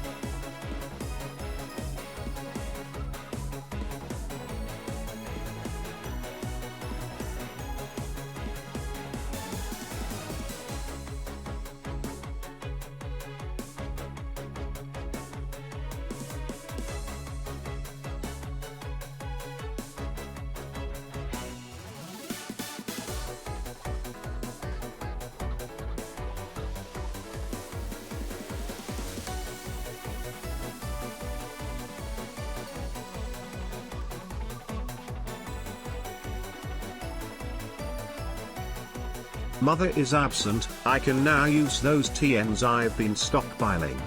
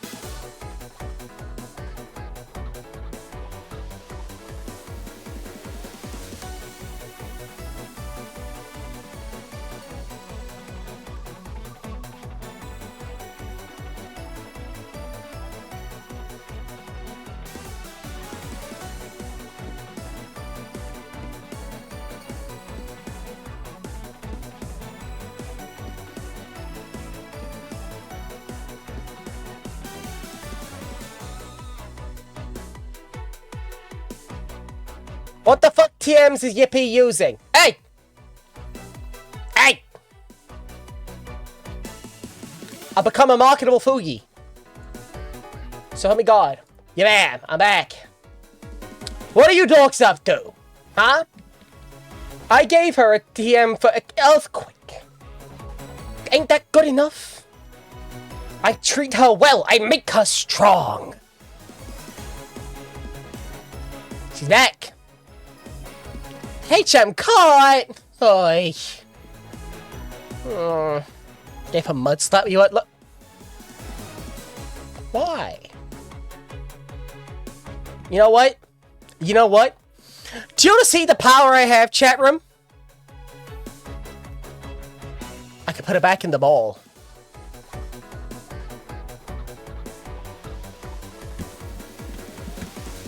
Don't you understand that I have the power in this situation? Oh, D-colon, D-colon. More. She's back in the bowl. Nah, I gotta be real with you. Your P was in on it the whole time. She wanted to freak you out. She's kinda fucked up. Loved the instant D-colon, though. Nah, I feed your P lemonades and parfums. Because I love her. It's study time! In my eyes, all you proved is that the rotating fireplace wall was used. But you can't really call the proof that the Yatagarasu used the fireplace now, can you? So then who was it that used the rotating wall? Show me your answer with real evidence. Remember, we already finished our very thorough investigation.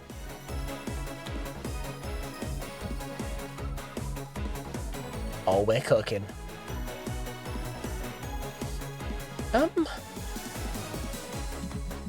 And we found not a single suspicious thing, Mr. Kojinza. Like, this is crazy, because if she just wouldn't have said that last thing, she might have gotten away with this whole thing. Now we got her. And there you have it. My counter-argument. That's very impressive. She's seen through to the fact that I've yet to gather that one piece of evidence. What is it, Kay? I haven't had a peep out of you in quite a while now. If you don't think you can handle it, feel free to leave the rest of it to us. But Kay, pull yourself together.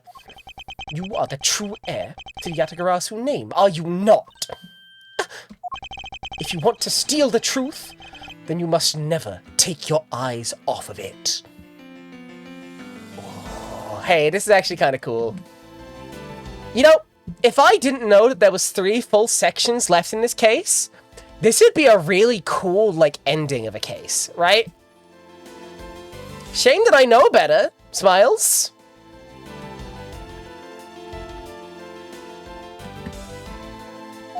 This chase you're running to catch the truth. You must see it through to the very end. Mr. Edgeworth, you're right.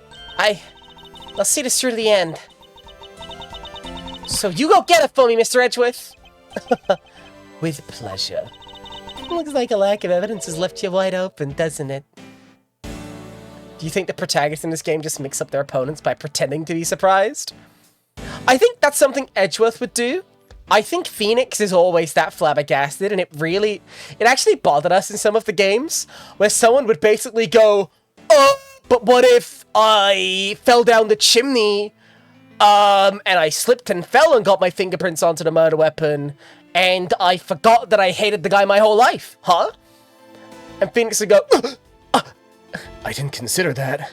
But they're free no fault. Yeah, like, they're new, but Phoenix is the worst for that, definitely.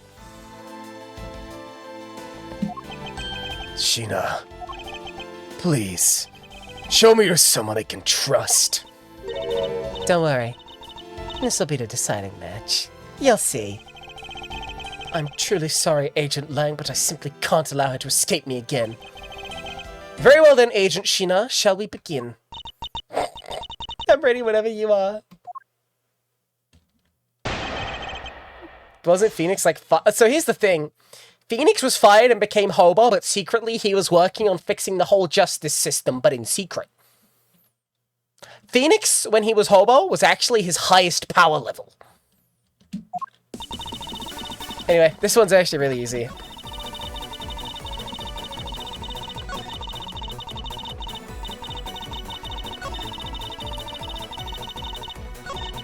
We found not a single suspicious thing in the office. Yeah, but that's not true, is it, love? You're telling bullshit. Like, that one was just easy. While you say that you and your agents have finished your thorough investigation, are you absolutely certain that you didn't overlook anything? Well, aren't we full of ourselves standing here insulting Interpol agents? You better not be insinuating my men are incompetent, Mr. Prosecutor. I'd never do that. But it doesn't change the fact that they did overlook something. I'd like for you to take a look at this length of wire. What exactly is this supposed to mean? A length of wire? So what about it? I'll tell you what. We found this in the Babyliss embassy not long ago. What? Oh, yeah. What I'm saying is EP? No, I'm saying, like, when Phoenix was hobo mode, that is when he was at his most powerful. I actually think Phoenix is pretty consistent through games 4, 5, and 6. But I mean, when he was disbarred, he was doing wacky, like, behind-the-scenes bullshit. And every time Apollo Justice would ask him, like, "Hey, Mr. Wright, what are you up to?" He'd go, I'll never tell. For, like, a whole game. He's not as consistent in 5, you'll be right. Yeah, okay, that's fair. But it's not like I don't think he noticeably dipped as the games went on. Because he was pretty strong in 6 as far as a character, and he was pretty good in 4. Like, you get me. You get me. Like, Ace Attorney is not a series wherein it just gets worse over time. That is not the case. We're presently playing the worst game in the series, in my opinion. Depending on how this case finishes, actually. You'll say the second trilogy's better than the first, you'll die on this hill. Same. Anyway. I think Game 3 was stronger than Game 5, and maybe even Game 4. But the holistic quality of 4, 5, 6 is pretty damn good. Anyway, right, sorry. Let's focus on the current case. Goddamn. Anyway, Shep, don't worry. Ace Attorney Investigations 2 is apparently fucking phenomenal. Which, dear God, I could use right about now.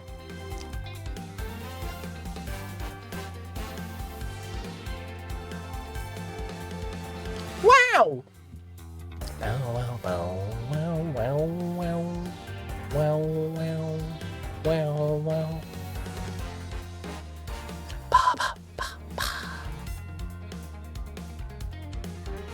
Right, sorry, let's focus. I'm spacing out. And we found it wound up inside the grandfather clock in Mr. Cochin's office. You found that? It's the scene of Mr. Cochin's murder? But this wire wasn't all we found. We found one other very important thing. There's more? In Mr. Cochin's office. But there were signs that someone had burned counterfeit bills there.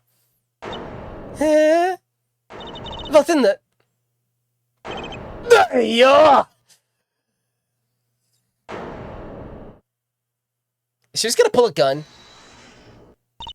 That evidence was something you found out through that girl's machine, right?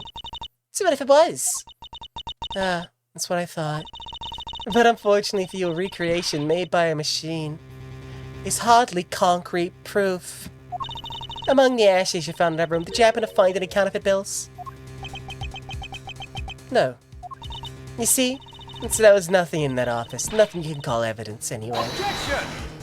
I'm sorry, but I seem to have given you the wrong impression. How so? I don't recall saying I was presenting evidence of any sort. But rather, I was pointing out that your investigation was incomplete. And that this throws doubt on the purity of your investigation into the Yatagarasu. You still suspect me, I see. Alright then. I actually point out what part of my investigation is incomplete. Oh, the dramatic fadeaway. Let's go! The other Interpol agents worked under the command of Agent Shi-Na. And it is not possible that the reason the person K was chasing chose the 3rd floor is because that person knew there'd be no other agents on that floor. Furthermore, we've come to see that Agent Shi-Na was only pretending to be investigating Yatagarasu to the point of arresting K. In that case, there's one location that no one has yet to inspect. Your team's investigation was incomplete because they failed to inspect this location. It's this whole fucking room, baby. The location, Agent Shi-Na, is of course the room you claim to have examined. I believe the room next to Mr. Cochin's office warrants a thorough inspection. Even if you do that, I doubt you'll find anything of use to you there. I will be the one to decide that. Detective Gumshoe? Yes, sir. I'm on it. Be right back. I have to check out the room next to the office. He's boogieing. Oh, the music just cuts. We actually just wait. Hey, Mr. Edgeworth. Do you really think the Miss Shi-Na's the Yatagarasu?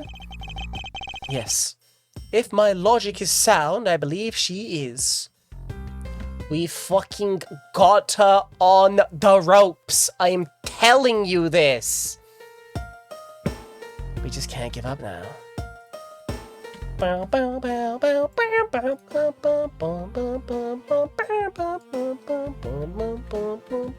Sorry.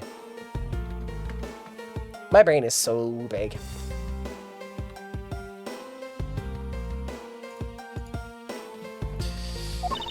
Then I'm not gonna let her get away with ruining the name of the Yatagarasu. But can you prove she's the Yatagarasu, is the question. If Detective Gumshoe can find what I'm hoping he will, then I should be able to. And just what are you hoping he'll find? Let's just say this. I had Gumshoe do a little experiment for me earlier. An experiment? As if that detective has the brains for high science. It wasn't that mentally taxing. I had him use the same escape route as the Yatagarasu. What did you find out by doing that? First, that it's possible for a person to fit through the revolving wall's door. Second, by going through there, his coat was covered in ash and Babyliss ink. Who cares what his coat was covered in? It's not worth that much anyway. Ah, but is it really worth so little? I believe it's actually quite a meaningful result, the value of which I'm about to prove. Huh? Mr. Richworth, I found some things you really need to see, sir. Oh? So what are these things that you found? Some makeup, a coat, and a pair of shoes, sir. You found a coat? Yeah, Mr. Edgeworth? Maybe it's the one the person was chasing was wearing. Yes, the possibility does exist. If Gumshoe showed up one day with the laser rifle doohickey cobbled together to get Shinso Lobby, you believe him? It's the whatchamacallit, it's the thingamabob, Mr. Ridgeworth. I don't like no conventional guns, so I made myself ones of my own.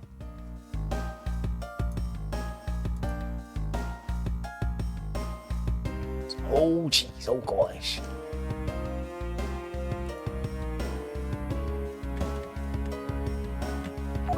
Agent Shi-Na, were these pieces of evidence not in that room when you examined it? Unfortunately for you, those aren't suspicious items of any sort. They all belong to me. They were getting in the way, so I stored them in that room. Aw. Thank you for bringing them to me. It saves me a trip. May I have them back now? Sorry. These items are all yours. Can I get that for the record, please? These items are all yours, including the coat. These are all yours. Can you write that down for me? Can I like, hey. All of them? All of them? Is that true? Just saying.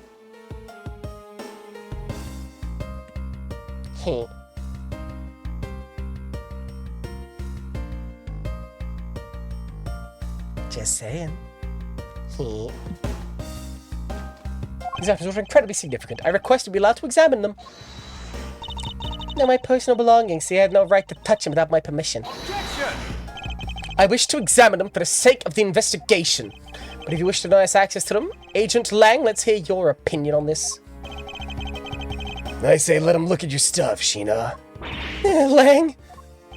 Shi-Na, let's put it all out in the open. If you're really innocent, then you have nothing to worry about, right? I do not submit them to court evidence. Please do not put my coat in there. I did not have relations with that murder victim. Parentheses, the relationship is murderer and murderee. You get me? Oh, pardon me.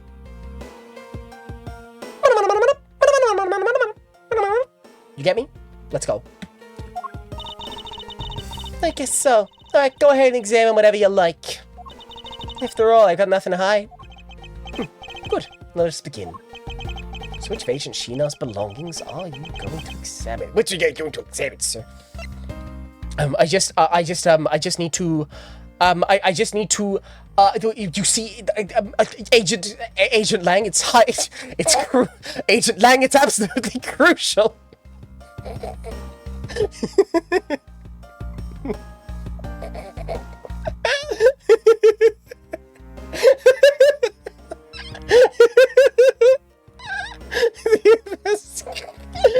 Oh god, the investigation necessity. Shut up, Satani. Oh, that's fucking rancid. Never mind. Nope, down. -2, -3, -5, -10 million. Too much. Too much. Too much. Fucking hells. Anyway, it's the coat.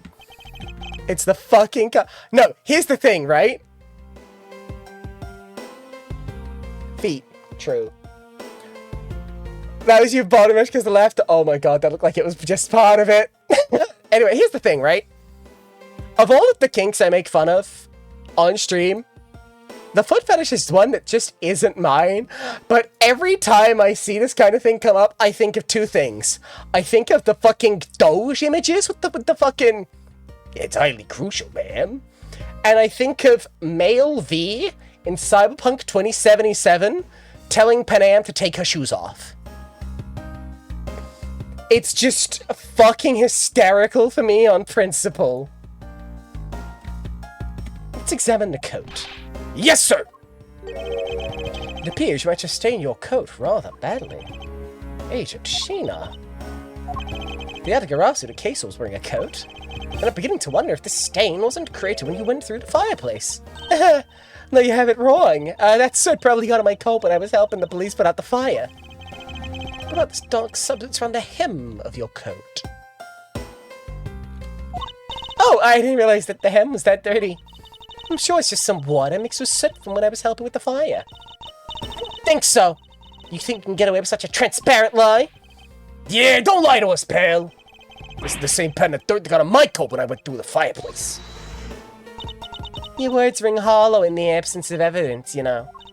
So unless you can prove the dirt on my coat is from the fireplace, which I can. How?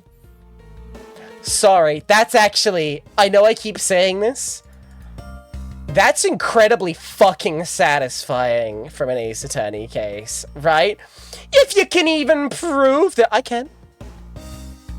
Ow! Ow! Saved up for another brick, did yous?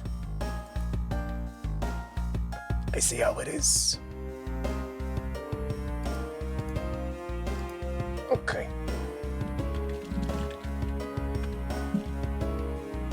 You're on thin ice.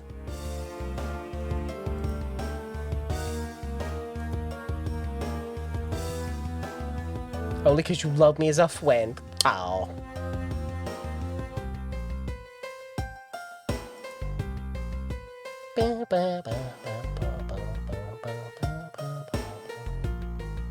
Sorry, my brain's smooth. You did a great job, Detective Gumshoe. But me, sir? What did I do? This coat. This is exactly the piece of evidence I was searching for. I've been hoping to find the coat that the person Kay saw was wearing. And thanks to you, we proved that going through the fireplace would sully a coat. I don't quite get what you're saying, but I'm happy for the praise, sir. All that remains is for us to show what the dark substance on the coat of the hem is. Or the hem of the coat is. Oh, and you think you can do that? Of course I can. This is the dark substance that sullied the hem of this coat. So I fully thought he was about to light it the fuck up. Like right now. Take that! Babyliss ink? Yes, this is what will prove the coat went through that fireplace. According to Ambassador Poleno, he burned some files in that fireplace this morning. You told us about that already, so I don't really see the point in mentioning it again. My point is that he spilled some ink onto the back wall of the fireplace at that time. If the dark substance on this coat turns out to be Babyliss ink, it would prove that you and this coat went through the revolving fireplace wall. Sorry to have clipped one of your wings, Yatagarasu, but we're not finished yet.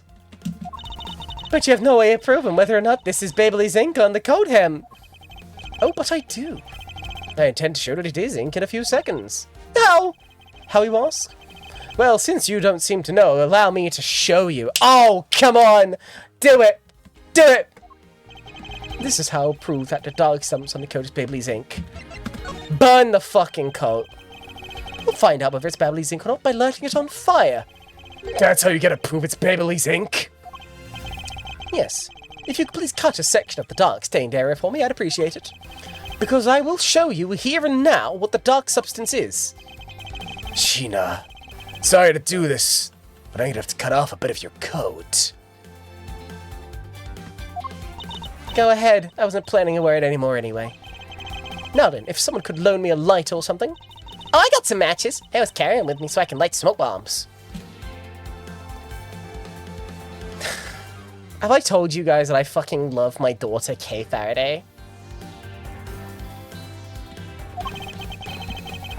Then, if I could please have one, Kay? Imagine playing this game and not fucking loving this character, right? Just saying. She's like the best part. We can get this experiment underway. Deflame! It's the same color as the flames wit crystal oil produces, which means... Babyliss ink is a product of wit crystal oil, and when lit, produces a green flame. Huh.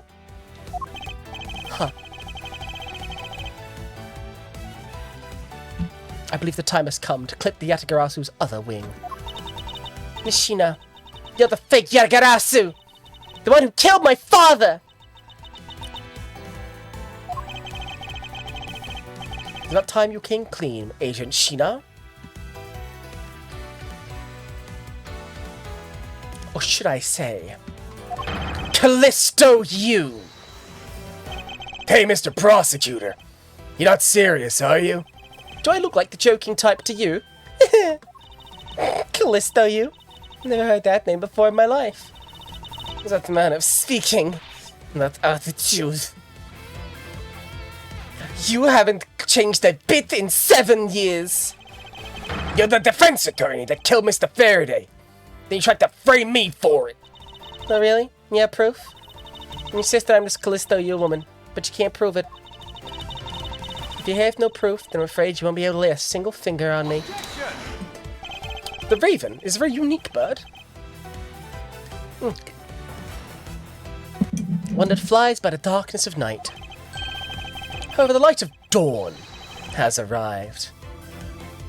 And it will reveal your true, ugly form to the world. Enough poetry. I want to see some evidence. Do you really have something that can prove she is Callisto you? I do. It's something the second Yatagarasu has preserved for the last 7 years. Do me the honor, Mr. Edgeworth. I will, Kay. For we have finally come to the end. We'll prove her to be Callisto you with this, and clip this Yatagarasu's wings for good. This perfume. This will prove you to be Callisto you. You will? He has preserved it perfectly for us. Surely remember this bottle. This belonged to Miss Yu just before she disappeared 7 years ago. Naturally, this means that a few of her fingerprints are on here as well. And this is that bottle of perfume you spilled, which I've preserved ever since. I heard from my father, Bun Faraday, that if stored under the right conditions, a fingerprint can be preserved for decades. Which means that your fingerprints are still on here. Every last one! Oh, let's go! We can clear everything up if we were to compare the prints on this to your own. Now come, Agent Shi-Na. Will you submit yourself to the fingerprint test?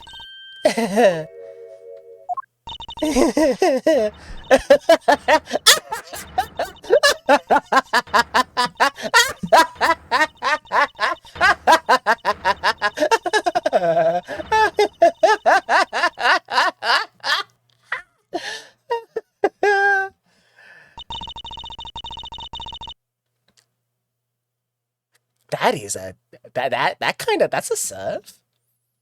Shout out to my neighbors hearing me laugh like a loon at 11:30 p.m. Looks like you've seen through me yet again. You're sending the biggest chill down my spine, Edgeworth. Callisto, you! So you've shown your true face at last. This feeling of thrill. This despair is graver than even last time. The ultimate despair. Sorry, like the way she's like so excited about getting caught. It's giving Junko and Oshima. It's giving Junko.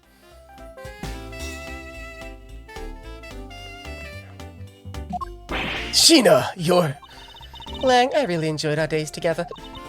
You're an insanely strong, nice, kind-hearted idiot of a man. So you were a spy all along. A mole sent by the smuggling ring I've been chasing after. Someone who's been feeding them intel on Interpol this whole time. Very good. Maybe not as big of an idiot as I thought. He's a pre-Junko.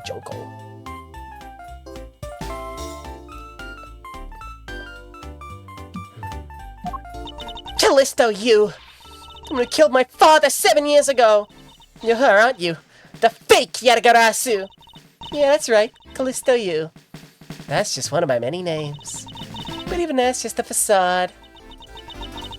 Good evening, ladies and gentlemen. I am the great thief Yatagarasu.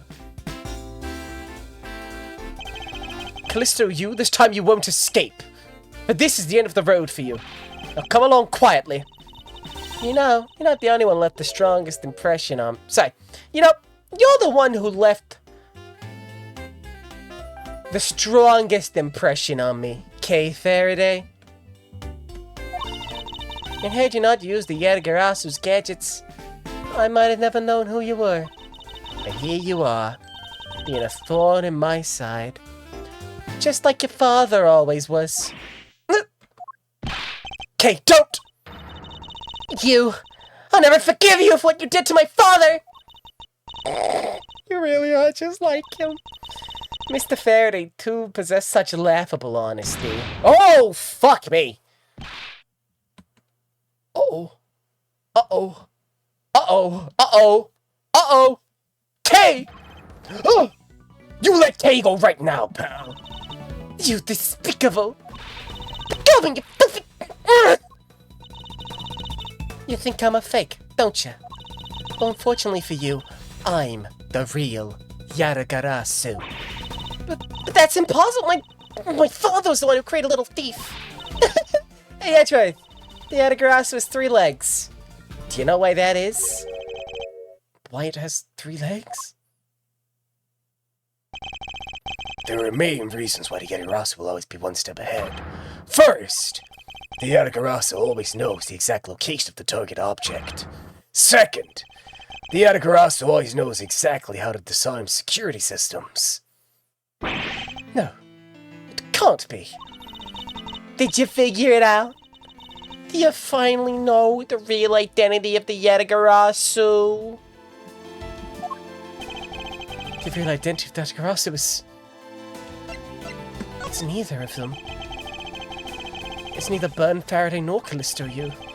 But by the same token, they are also both the real Yatagarasu. How very perceptive of you. No way! A single person who is the great thief Yatagarasu never existed. Mr. Edgeworth! No, I refuse to believe this! The Yatagarasu is known to have 3 special skills. Skill number 1. The Yatagarasu always knows the location of the target object. And a lawyer would have the opportunity to learn the layout of client corporations. Skill number 2. The Yatagarasu always knows exactly how to disarm the security system. And a good prosecutor would be well versed in the ways of a criminal. Skill number 3. The Yatagarasu doesn't leave a single shred of evidence behind. Ever.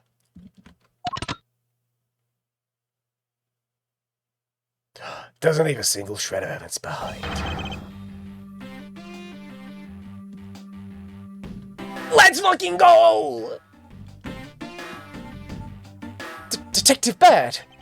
It was only natural for the Yatagarasu to never leave evidence behind.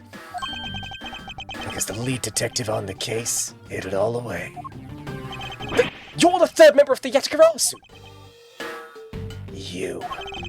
I've been looking for you for a long time. 7 long years. But I finally got you.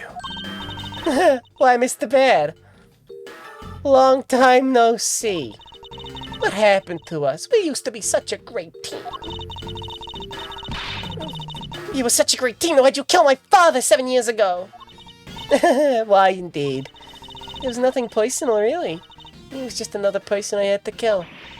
How can you say that? I grow weary of this. And it's about time for everything to come to an end. And this time, I won't miss. Stop! You! Okay? Huh? It's over, Shi-Na. Your leg! It's Cool Boy theme! Lang did a kung fu, let's go! Oh! Is it Lang? You idiot! What were you thinking, jumping in front of my gun like that? What are you risking your life for? I'm sorry, Detective Bad, but no matter what sort of past she may have had, or even if she is a spy, it doesn't change the fact that she's my subordinate. As long as she is, I can't allow any harm to come to her. Even from you. You really are an idiot, you know that? Ah, that's fine with me. You should know by now that this is just how I am. God, I fucking love you, Lang. Hey, sis. Yes? Why don't you conduct a full body search? Shi-Na might have another weapon on her. Alright. Detective Gumshoe, your assistance, please. Sir! What a good ending to the case, right, gang?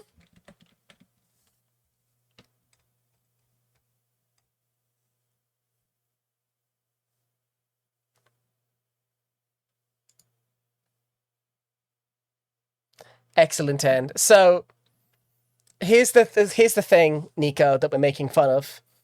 This case has another 3 sections. Some entire cases run for 3 sections. Middling length, like good meaty cases have 4. And yet... 3 what? For each leg? You have to be real with me? Same old Sedani, what's up? We got some time. I found something! What's this, sir? Looks like a blade of some kind, but it doesn't have a handle. This is a great find, Detective. Huh? It is, sir? Let's try pairing it up with this handle. Take that! I believe this blade actually belongs with the handle that was on this murder weapon. Hey, they fit together perfectly!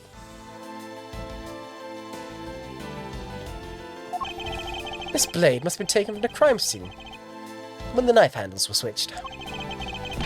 I'm gonna go return this Babyliss knife now! Alright, I trust that you shall make sure it's returned to Ambassador Plano. Okay.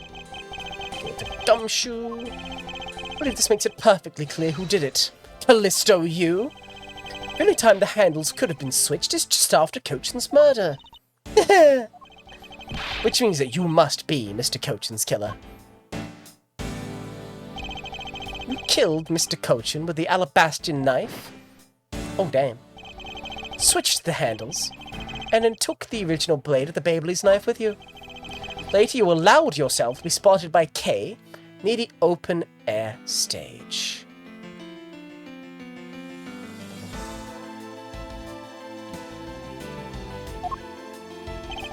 You used the fireplace to lose her. Then you went back to accuse her of the murder. Does that about sum it up? You craft an engaging tale, Edgeworth. There are two problems with it. Problems? In what respect? What do you think my real reason was in allowing her to chase after me? Hmm? It was all so I could capture Kay Faraday. What? When I saw you using that device at Gableland, I knew right away that you were Bird and Faraday's daughter. I became curious, so I researched a little into your background. That's how I found out that you were on the trail of the Yatagarasu. So that's why you tried to pin Mr. Cochin's murder on me? Yeah, I knew you'd show up at this embassy tonight, so I thought to use you. But pinning the murder on you wasn't my only goal. You had another? Yeah. Once I had you under arrest, I planned to search you and take back the device that rightfully belongs to me. The true Yatagarasu.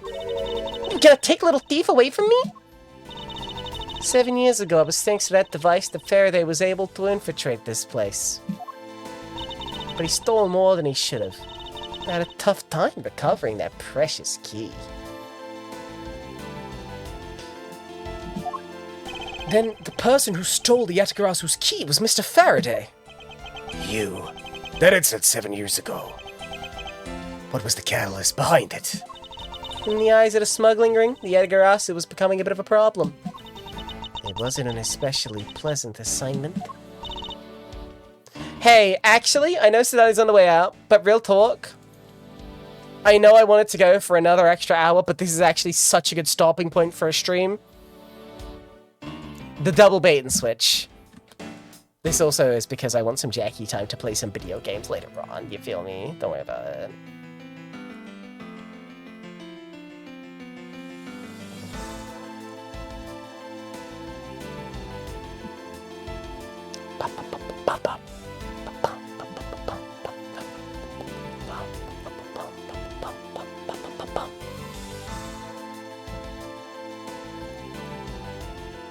You know it is.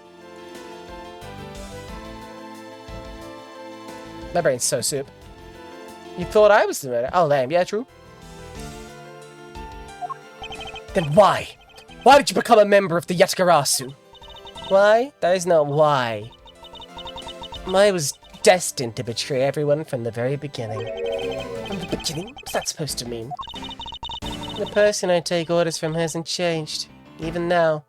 To this day. Does this mean that the leader of the smuggling ring wasn't Mr. Cochin? Then the real ringleader is still out there pulling the strings.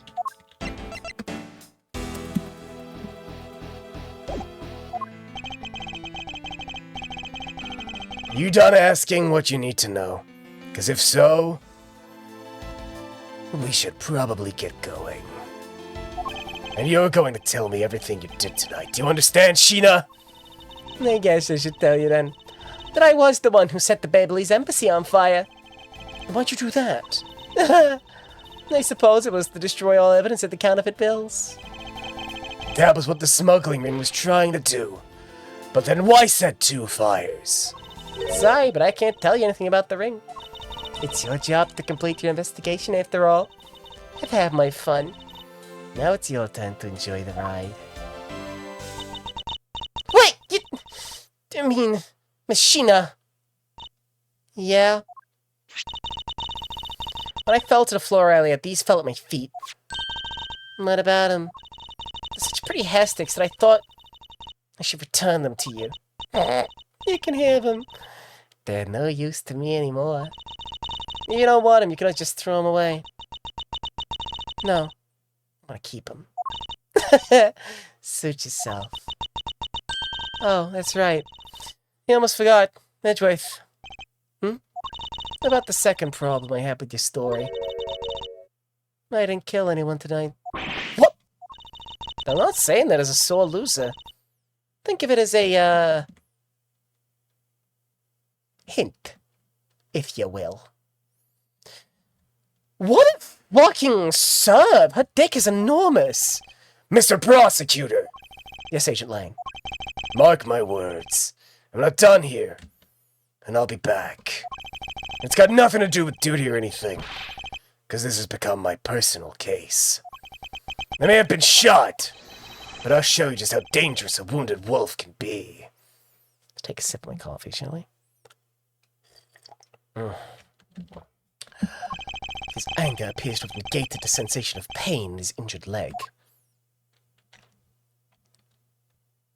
Oh, he's limping out.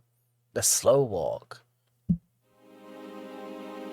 Okay, so they hate each other, but does anyone else feel like Lang and Shi-Na are about to fuck nasty?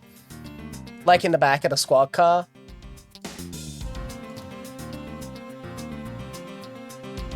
I don't know.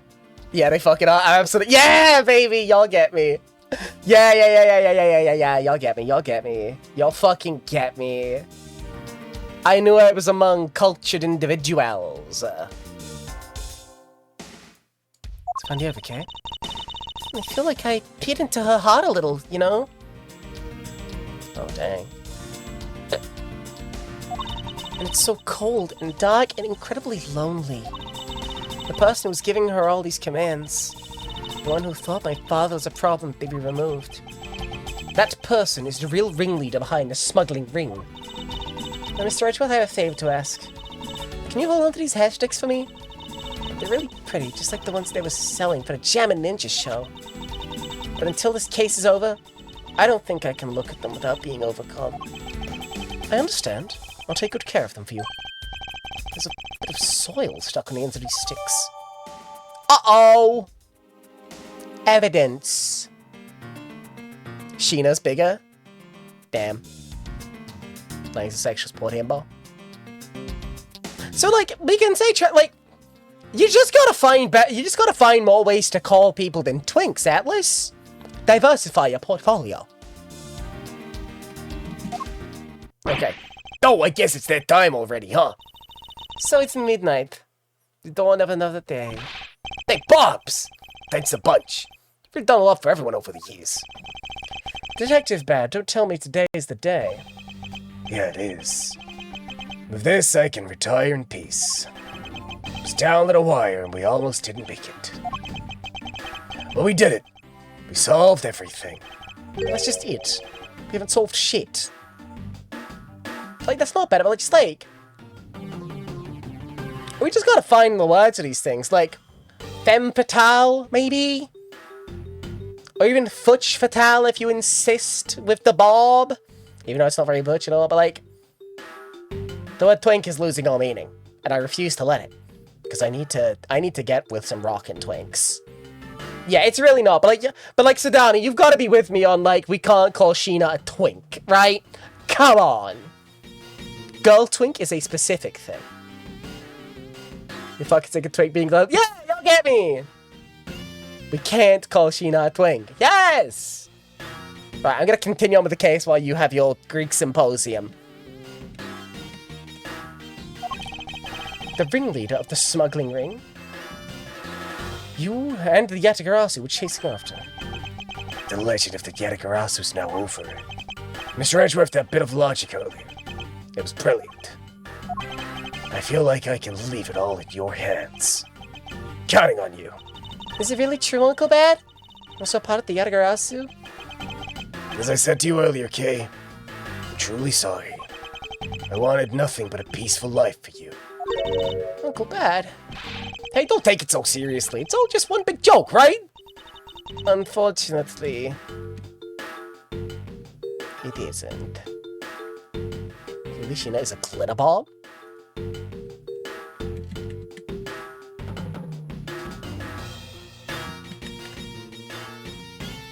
That's huge tits by Noir rules. That's just cause like, how do I say this? Like, that's just because they were uncreated back in the day. But, like, she is a femme fatale. Like, what is the term glitter bomb, actually? Asking Shep and Sedana. This is what I haven't run into. Futch implies more bushness. Like, if she had, like, the jacket on the whole time, and, like, more arms, you feel me? But, like, I don't know, just twink ain't it. Like, I don't know what it is, but I know what it ain't. It's a ball made of glitter. Oh, well, I know what a glitter bomb is. I thought it was like a term that I was missing something for. Well, let's finish up. Let's finish up. Doesn't mean Leslie enough for Futch. Well, she also doesn't read Butch enough for Futch, but whatever. I'm gonna move on. Item in the bias.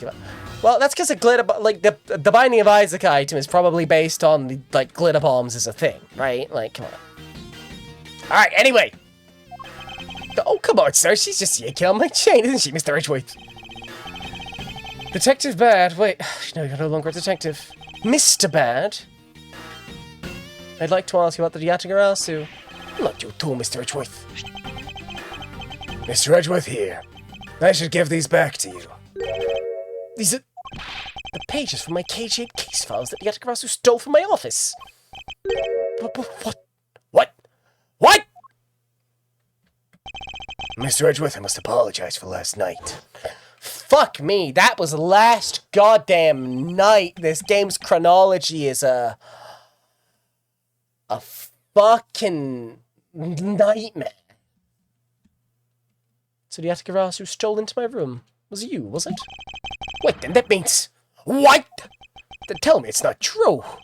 That's too insane for me to believe, sir. It's true, if it's not something you want to hear. The Cage-8 incident. A very emotionally trying case. We stood in that courtroom. Faraday's the prosecutor, and I's the lead detective. Faraday had evidence in his possession that would prove the defendant guilty. However, because it was stolen, the defendant was found innocent. You was the elder sister of the victim in the case. When the defendant was pronounced not guilty, she let out a great wail. That's when we realized that there was a limit to what the law could do. The only way to bring someone like that to justice was to do so outside the courts. Like, this is cool. Shame, like, just a shame about the... Ugh. You feel me?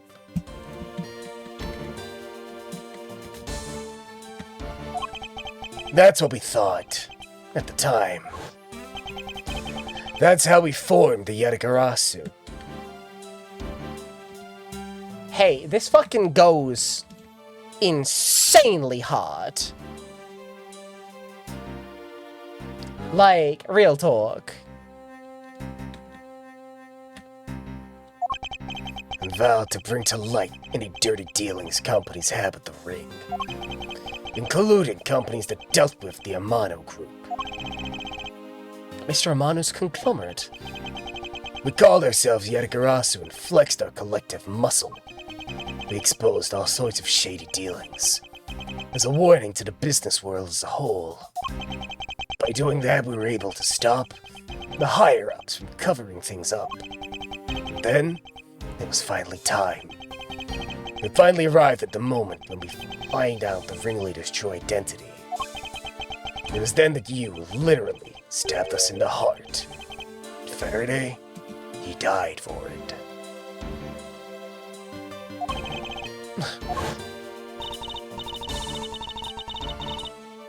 But why? Wasn't she the sister of the victim in the KG8 incident?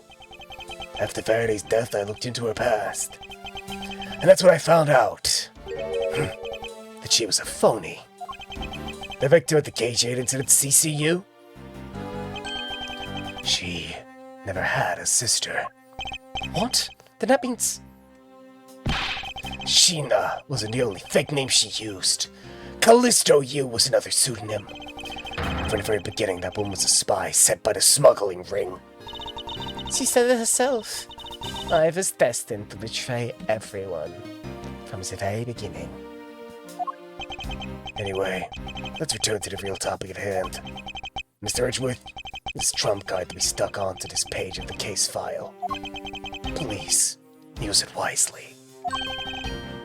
A trump card. That photo that we stuck out there. Try peeling it off. Behind it slumbers a piece of evidence that Faraday hid away all those years ago.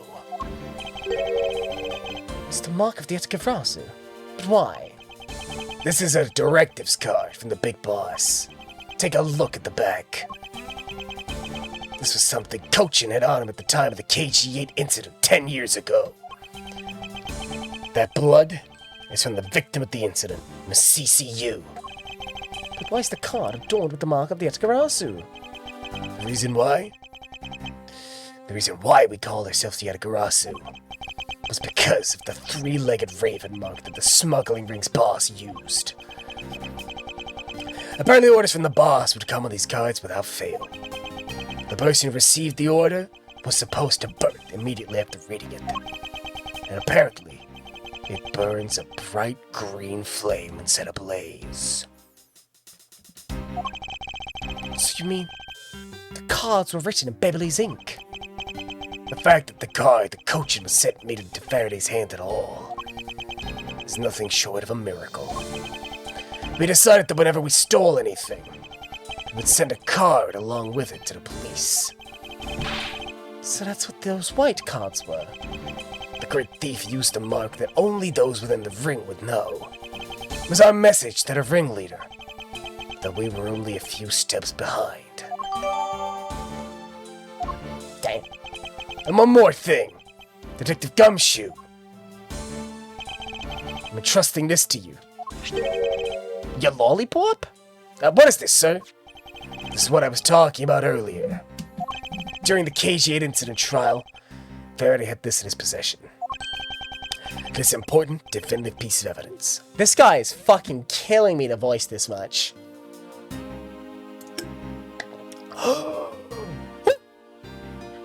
We take a big sip of water.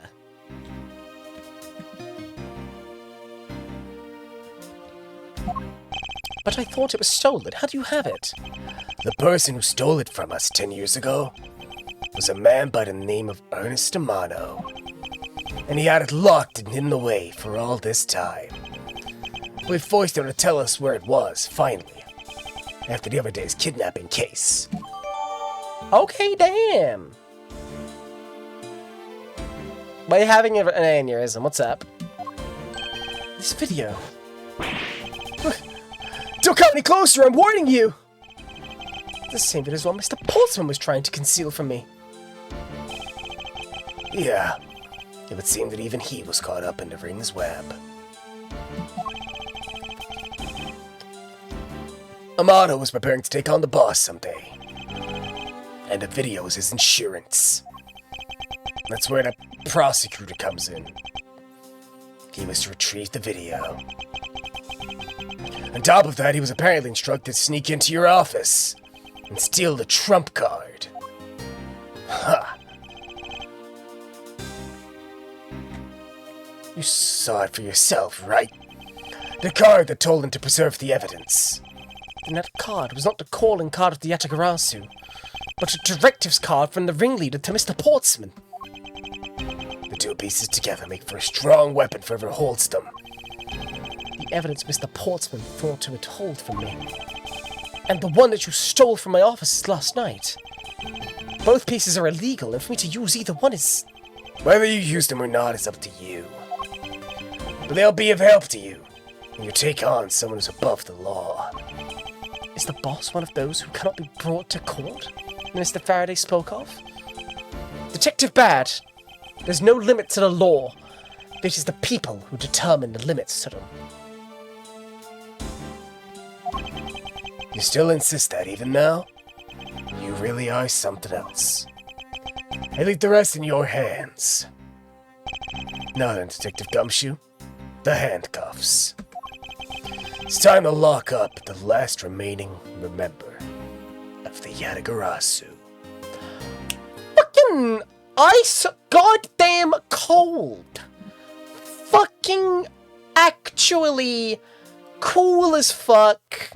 Ice fucking cold. No, he made it to retirement. He made it to retirement. Pops, don't ever lose your detective spirit. Pops, why is this happening? This isn't justice! Like I always told you. Don't get emotionally involved. Now let's go. Yes, sir! God damn! That's so fucking cool. Nah, Bab was just like a mentor. It's me, Mother. I am the third member of the Yeta Garatsu. I don't know if that's true, Yippee. Is this really the end of a legend? To be continued. There we go.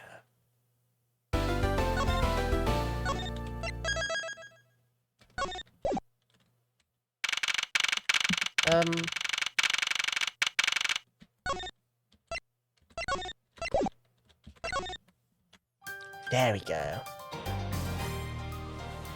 Oh! New splash! Hey, can I be real?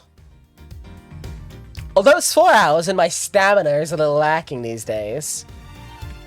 Hey, that was really good! That was all, like, really good!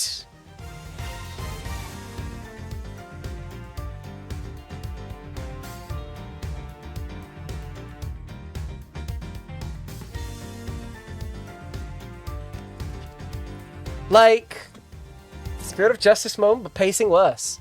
Yeah, that wasn't agonizing. Like, that whole section was actually pretty banging. I cannot lie to you. That whole section was pretty banging. Like, that felt like where we should have been ending a wider case. Like, I feel like we should have another case after this one, not the same section of the same case. Like, I genuinely think that is, like, damaging to the pacing. It's insane, right? Let's take a little hunt around for someone to raid. Because I don't actually know if many of my pals are on.